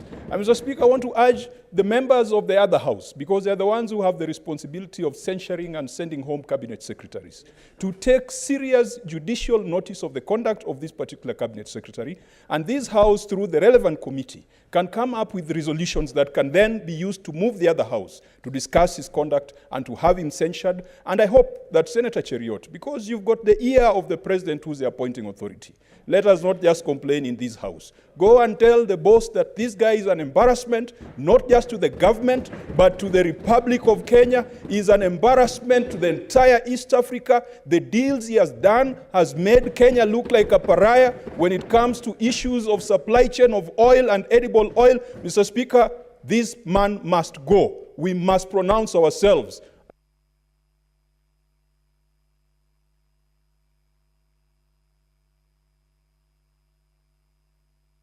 Senator Kathuri. Thank you, Honorable Speaker, for this opportunity also to give my comment on this irritating behavior of the CS for public service.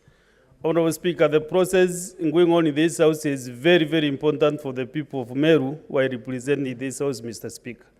And when I see as just a log CS gets out there to make some very funny comments on social media, it is very, very embarrassing, and he is not serving, or whatever he is doing is not for the best interests of the Meru people. And I want to warn him that they should keep off Meru affairs.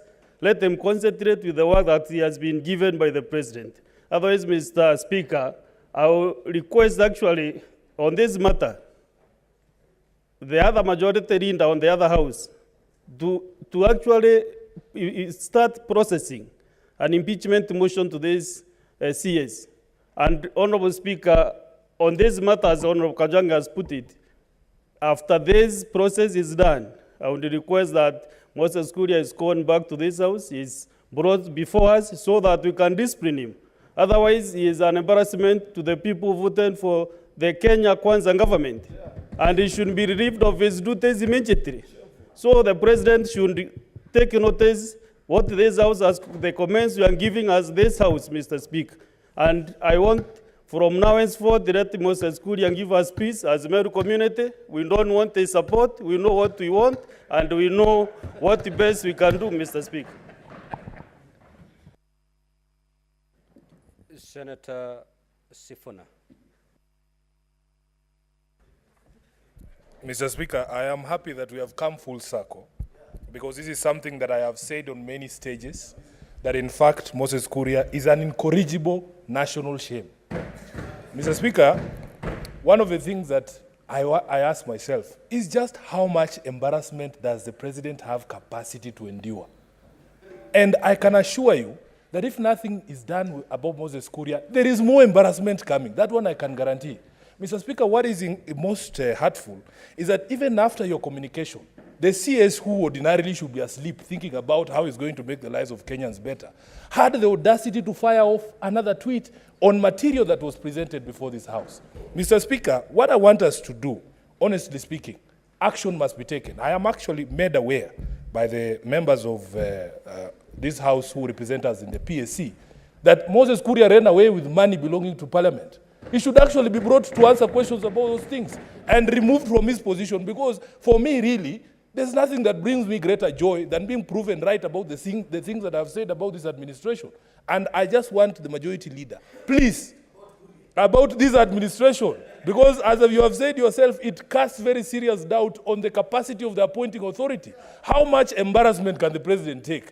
It's just one man, Mr. Speaker. So what we want to do, as they said, there's a famous poem by Martin Niemöller. First, he came for the media. And when I brought a motion of censure for the media, some of you are saying, oh, Sifuna is in the habit of attacking this government. Now he has come for the Senate. Do something. Do something about this national shame, because it will continue unabated. That is who Moses Kuria is. I thank you, Mr. Speaker. Senator Wamatinga. Thank you very much, Mr. Speaker, sir. I also like to weigh on this important matter. Mr. Speaker, sir, it is time that we as a country would stand up and be counted with one voice and tell the president that he should not be held hostage by some of these log ministers he has appointed to the government.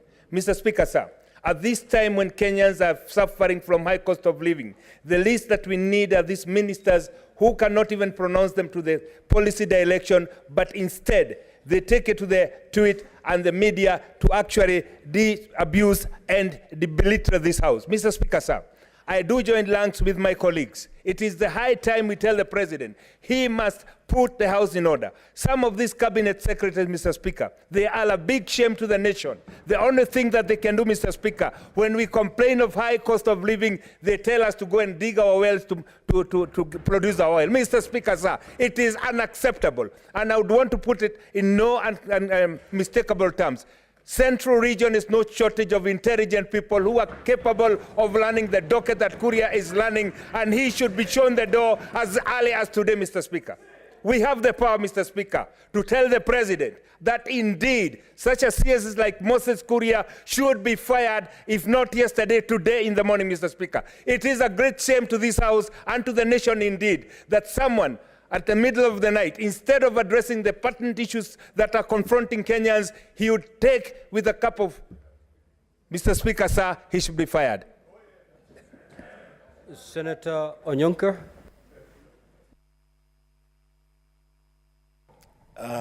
Thank you, Mr. Speaker, for giving me this opportunity to contribute on this important matter.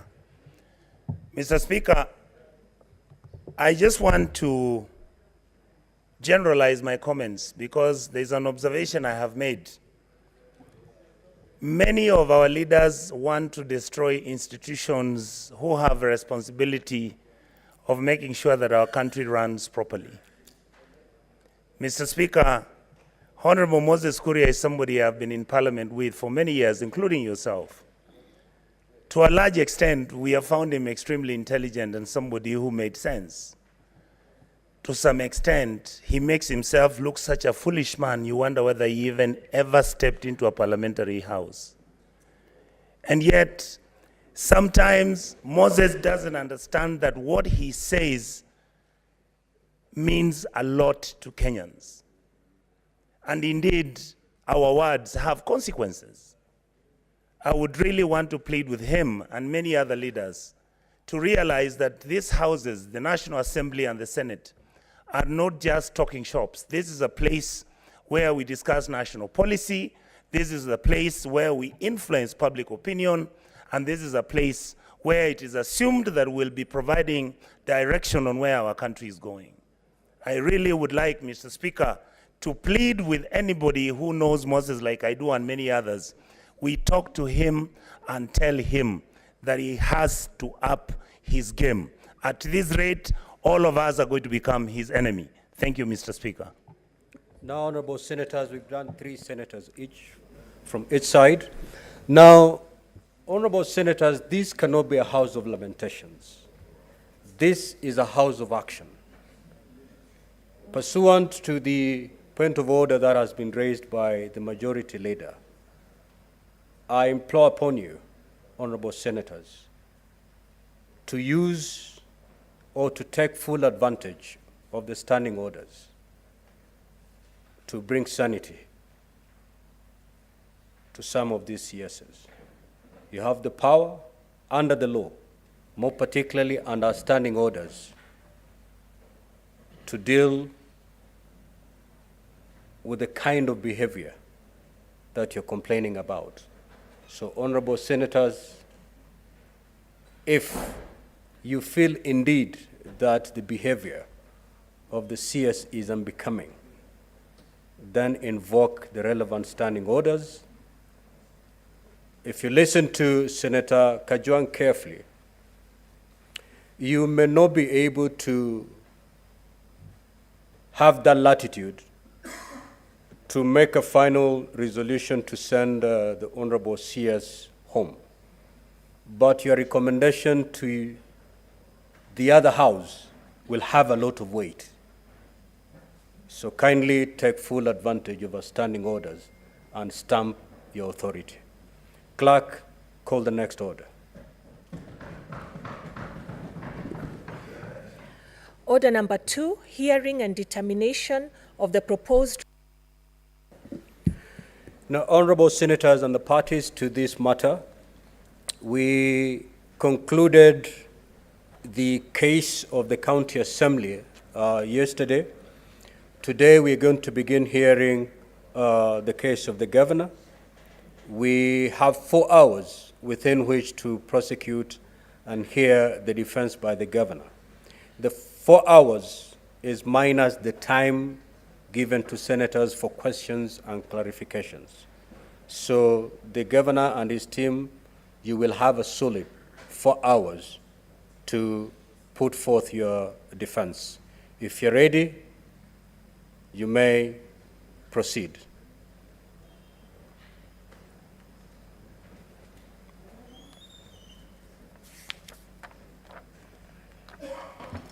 Thank you, Mr. Speaker, sir, and honorable members of the Senate. For record purposes, my name is Elias Mutuma, counsel appearing for the governor in this matter. Within the 4 hours that we have, we intend to call 4 witnesses in support of our case. All these witnesses have filed their respective affidavits, which also double as our witness statements. Without much ado, allow me call our first witness, Nicholas Kenywa Josephat.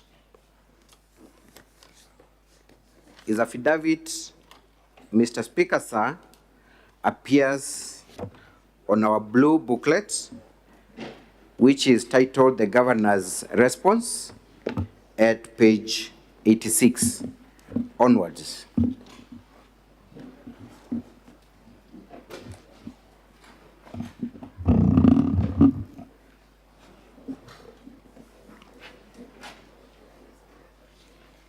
You have 2 booklets, one big, one small. It is the smaller one. So just refer those 2 as small and big for ease of reference. Thank you, Mr. Speaker, sir.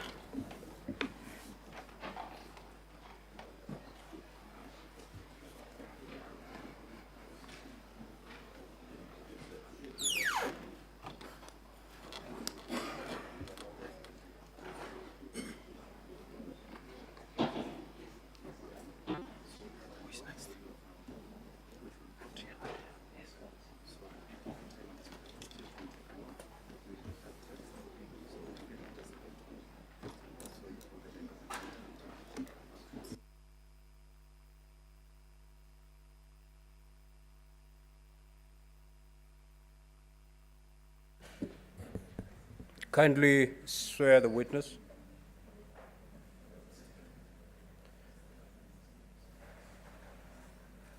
Swear in the witness, please.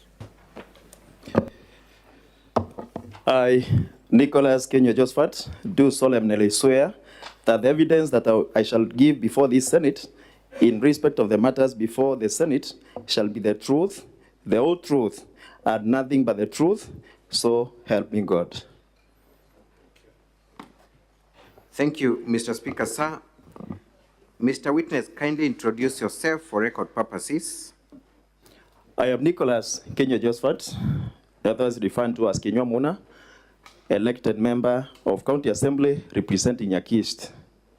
The County Assembly of which county? Meru County. Thank you. Mr. Nicholas Kenywa, have you read the motion for impeachment? Yes, I have. That is before the Senate? Exactly. Have you also had a chance to look at the governor's response that has been filed? I have also gone through it. Have you filed an affidavit in support of the response by the governor? Yes, I have. Is it the affidavit contained in that response appearing at page 86 all the way to page 89? It is. Do you wish to rely completely on the averments in that affidavit? I wish to rely on it. Thank you. I will ask you very few questions, targeted questions for the purposes of this motion. Being a member of the County Assembly of Meru, you are privy to the political happenings in Meru County. Am I right? Very right. It has been said that the governor of Meru has been unable to work with any of the elected leaders, specifically members of County Assembly. Is that your position? It is not my position.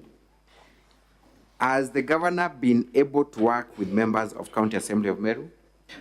Exactly after the first impeachment, the governor made peace with majority if not all, of the members of County Assembly, and we have had a good working relationship. Yesterday, Council for the County Assembly said that that marriage was lasted for a few weeks after the first impeachment. Is that the position? And if it's not the position, how long did that harmonious working relationship last? I can confirm that we have been having a good working relationship with the governor after the first impeachment. It cannot be said that it lasted for a few weeks because it has been so until mid-September when cracks and crises were introduced to the members of County Assembly. You allude to cracks and? Cracks, wars, incitements. Were introduced to members of County Assembly? Exactly. Who introduced these cracks to the members of County Assembly, to the best of your assessment and knowledge? Much of what happened and what has brought us here is incitement to the members of County Assembly, mostly by members of Parliament, that is members of National Assembly, as well as other political leaders in Meru who may not be elected at the moment. Thank you. You have had a chance to look at the motion for impeachment. Yes. Do you believe that the governor is guilty of any of the charges that she is facing? I'll say not guilty. Why do you say so? Simply because if you look at the allegations, many of them do not impute any wrongdoing on the governor herself. At the same time, I know the decision of the County Assembly of Meru, through 59 members, to impeach the governor cannot be termed as what was their own decision at their free will. There was incitement, there was coercion, as will be demonstrated later. Thank you. Let us actually demonstrate that right now. You're saying that the County Assembly of Meru did not exercise their mind fully in interrogation of these issues, that they were acting on intimidation and other forces. Kindly explain that to the Senate. I'm saying the members were not freely exercising their decisions because some were coerced by political parties that they serve through their leaders. Others, it was a kind of a campaign where some of the MCAs were promised that if the governor goes and the deputy governor takes the seat, there will be the doubling of one development fund from the current 15 million that is given by the governor to 30 million. And that one brought some sense of excitement among the members, as well as pushing them to impeach the current governor. Mr. Nicholas Kenywa. Yes. Were you at any point approached and given an incentive to support the motion for impeachment? And if so, what was the nature of that incentive? Now, one of the incentives to impeach the governor was the promise that once she goes, the One Development Fund will be doubled from 15 million to 30 million. Of course, there were other inducements, like some MCAs being promised that there will be CEC members in the executive once the governor goes. Some of them were promised to be chief officers. Honorable witness, listen to your counsel and answer his question. Thank you. The question was very specific. Were you approached and given any kind of incentive? And if you are, what kind of incentive? That was the question from your counsel. Yes, I was. By whom? Who approached you and what kind of incentive were you given? Some of the incentives was monetary inducement. By whom? Who approached you? Now, one of the person who was sent to offer monetary inducement was a friend of mine known as Kimathi. He told me that he has been sent. If I accept to send away the governor, I can get an amount. Let us go to paragraph 7 of your affidavit. You make certain allegations there. Kindly substantiate what you mean. You said paragraph? 7 of your affidavit appearing at page 87. I can confirm that the Deputy Governor also called me and several other members of the County Assembly where he sought my support in the impeachment of the Governor, and in return, he would double our warrant development fund from 15 million to 30 million. Is it your evidence before this Senate that the Deputy Governor of Meru actually called you in person?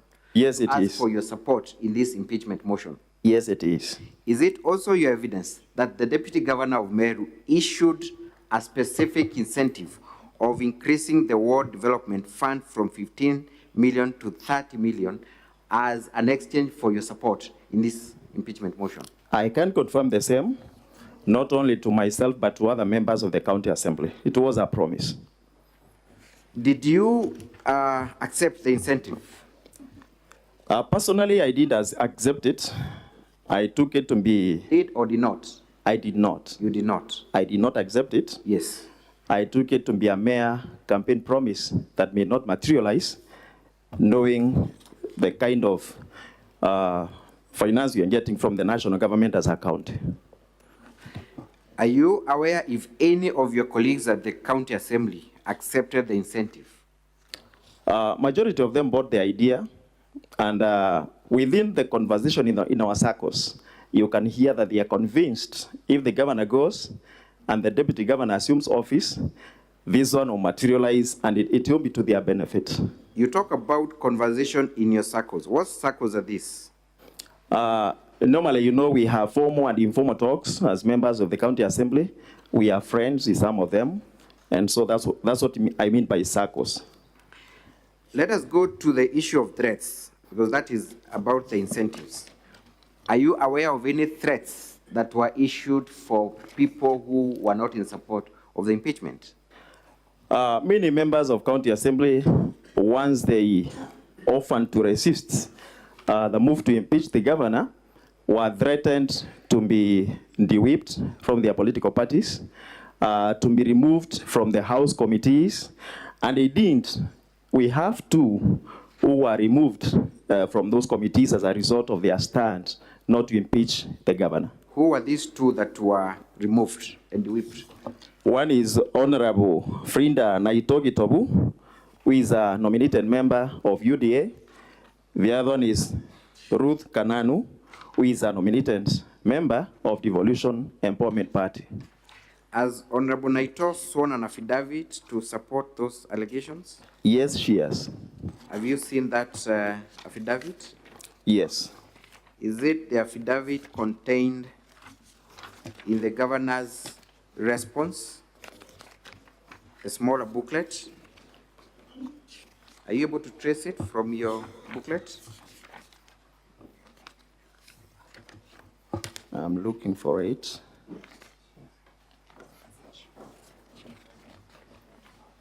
Page 90.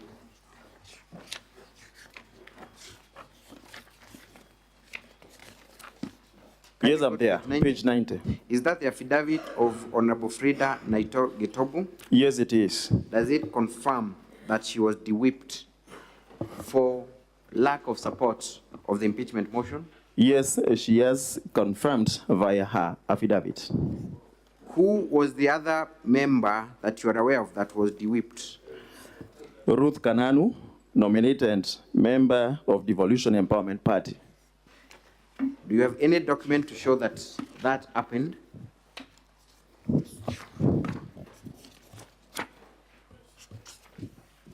You have not attached any document, right? No document attached. But that is your testimony that indeed she was also de-whipped. She was de-whipped. Let us go to my last question. Actually, second last. So then you did not vote for the impeachment of the governor? I abstained. You did not? But? You abstained? I abstained. Were you in the floor of the House when this motion was being discussed and voted? I wasn't present. You were not present? Yes. Why were you not present in the floor of the House? Now, the moment it was well known that me and some other 9 members, making it a total of 10, would not impeach the governor, or vote for the impeachment motion, the atmosphere was highly charged outside the precincts of the county assembly. There were some goods that were under instructions not to let us in. And when one of us attempted to get there, that is Honorable John Muguna Turandira, he was seriously assaulted at the gate of the county assembly of Meru. And that one instilled fear to the 10 of us not to get into the county assembly of Meru on that particular day. Thank you. Let us go to the last question.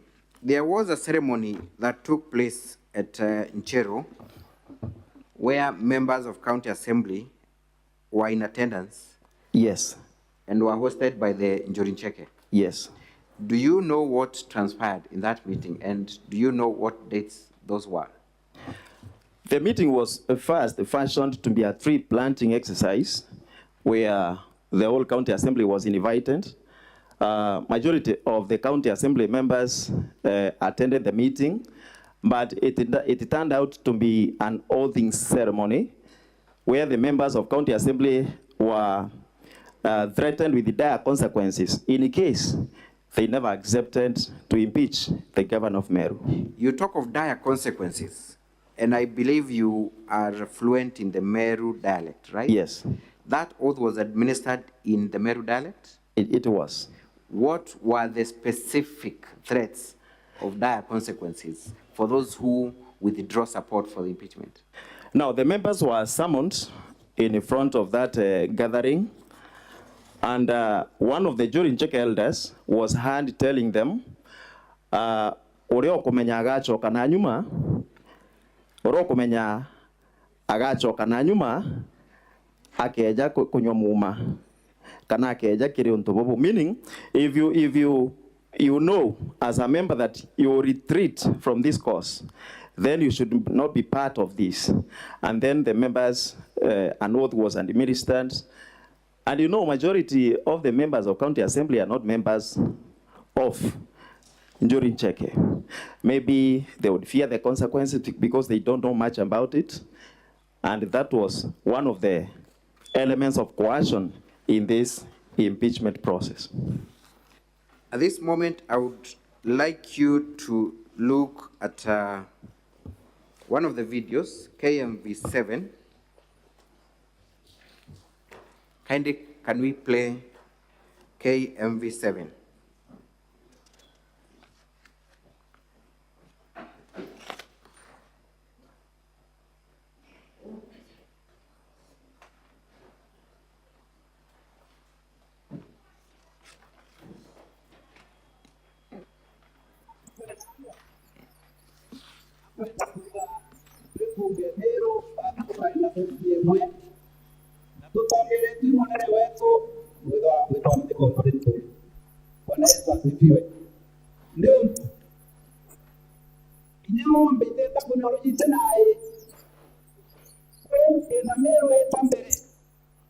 Can we have more volume on that video? I believe it is more clear if the volume is increased.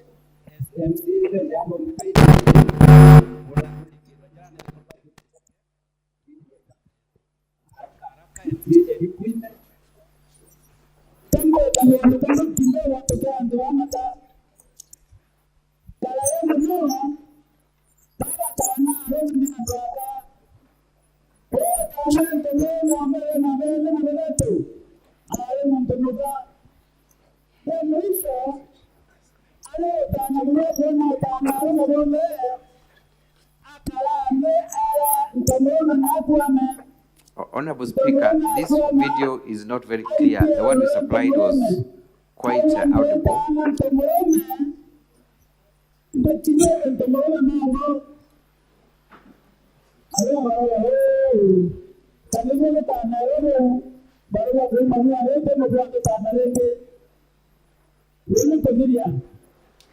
Can we pause for a moment that video? Kindly, let's pause. Yes, so, Mheshimiwa. Yes. You have seen certain people in that clip? Yes, I have. From the county assembly so far, who have you identified? There is a Speaker of the County Assembly of Meru, Honorable Ayubu Bundi, and some members of the County Assembly as well. There is a story one of the gentlemen is giving about a woman. Yes. In 2 minutes, kindly explain what that story is about. Now, the elder is explaining to the members of County Assembly that a long time ago, the circumcision of men was a woman. And the woman would literally sit on the men. And I think that was a language that was being brought, to targeted to the governor. That is, they wanted the members to understand that the governor is literally sitting on men in Meru County. Let's proceed watching the video kindly.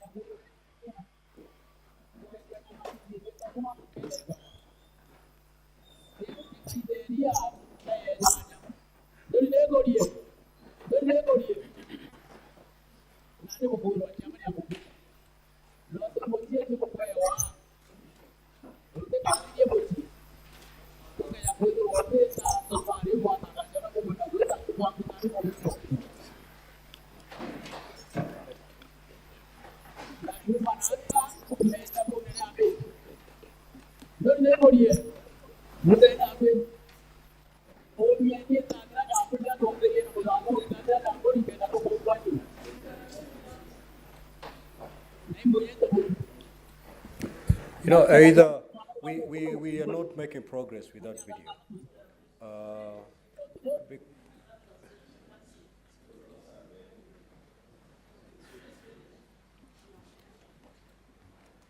Kindly proceed and tell us what is being said. Now, the elders, after summoning the members of County Assembly in front, the elder is telling them that... How many members of the County Assembly can you count approximately from the group that is there? I can approximate that they must have been over 40. Over 40? Yes. That's the majority? It is. Thank you. So what is the elder saying? They are being told, if you think you will retreat from this course, by the course you mean the impeachment of the governor, then you should not come for the whole thing, simply because a curse will accompany you and your family, and you forget about the Meru leadership. Thank you. In your own assessment, did that amount to instilling fear among members of the County Assembly to support the impeachment motion? From what I know about Njorin Cheke and its stature in Meru community, as well as the oath itself, how it is respected and feared by members of Meru community, that amounted to intimidation. It amounted to coercion. It amounted to instilling fear in the members of the County Assembly. Lastly, this event was conducted on 14th of October 2023, am I right? Very right. By this time, the mover of the motion had not introduced the motion in the House. The mover had not introduced the motion, and the motion was not even known by its content to the members of the County Assembly. So it is your testimony that these members were being asked to support an impeachment motion that they had not seen? They were being mobilized so that by the time the motion comes, they will be ready to impeach the governor. And the oath was for them to take a stand even before Yes. the contents of the motion were known. They were being mobilized in advance, even before the content of the motion was explained to them. That's all for this witness, Mr. Speaker, sir. I leave him for cross-examination.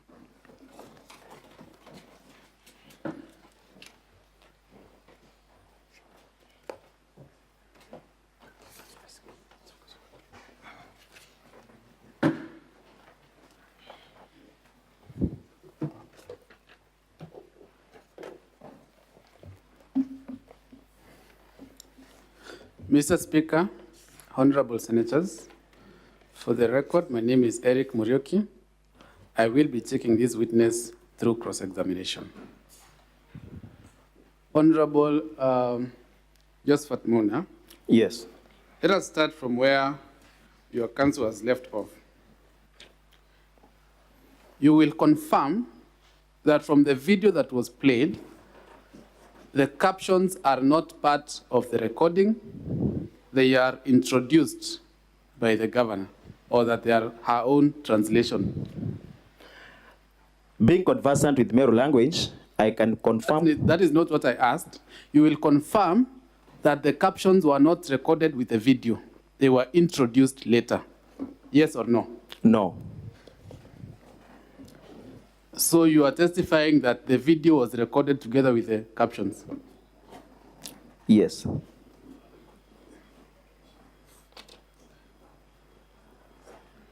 You will also confirm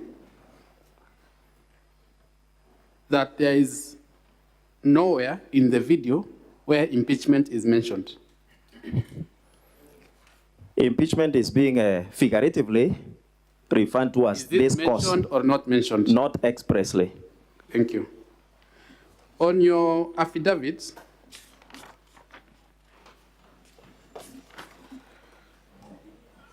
let us look at paragraph 3 of your affidavit. Yes. Can you read? Can you read paragraph 3? It says, I am aware that we have been enjoying a very cordial working relation with the governor until mid-September this year, when it emerged from the leadership of the House that members of Parliament from Meru County and a few other leaders had picked a war with the governor. So your testimony before this Senate is that the impeachment and this entire process began mid-September. Or thereabout. Thank you. I will refer you to our volume 2, pages 17 to 29. That is the IFMIS extract. I'd like to get someone to help with showing him volume 2. Volume 2. The IFMIS extract, pages 17 to 29. I'm there. Open any page between those two pages, between 17 and 29. I'm there.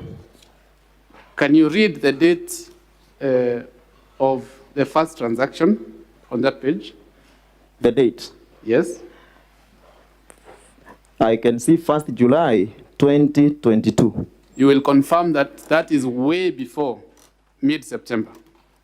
Yes, it is. Thank you. I will also refer you to our volume 2, and just before I go there, for all those other transactions that are on that volume, between pages 17 to 29, all of them, or a majority of them, are dated way before the mid-September date. Exactly. Thank you.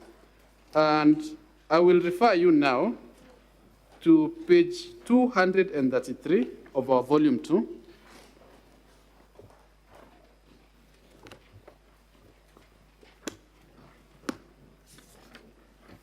I'm there.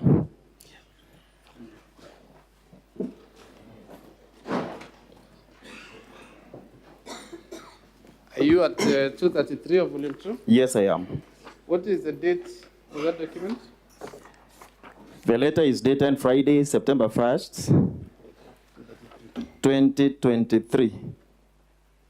Is that mid-September or beginning of September or end of September? It is not mid-September, but you. it is September. Thank you. When you say mid-September, ordinarily, you mean from around the 15th of the month, going onward, right? Exactly. I will also refer you to the document on page 232. 232 of our volume 2. I'm there. What is the date? Dated Wednesday, August 30, 2023. You will confirm that that is way before the mid-September you allege is when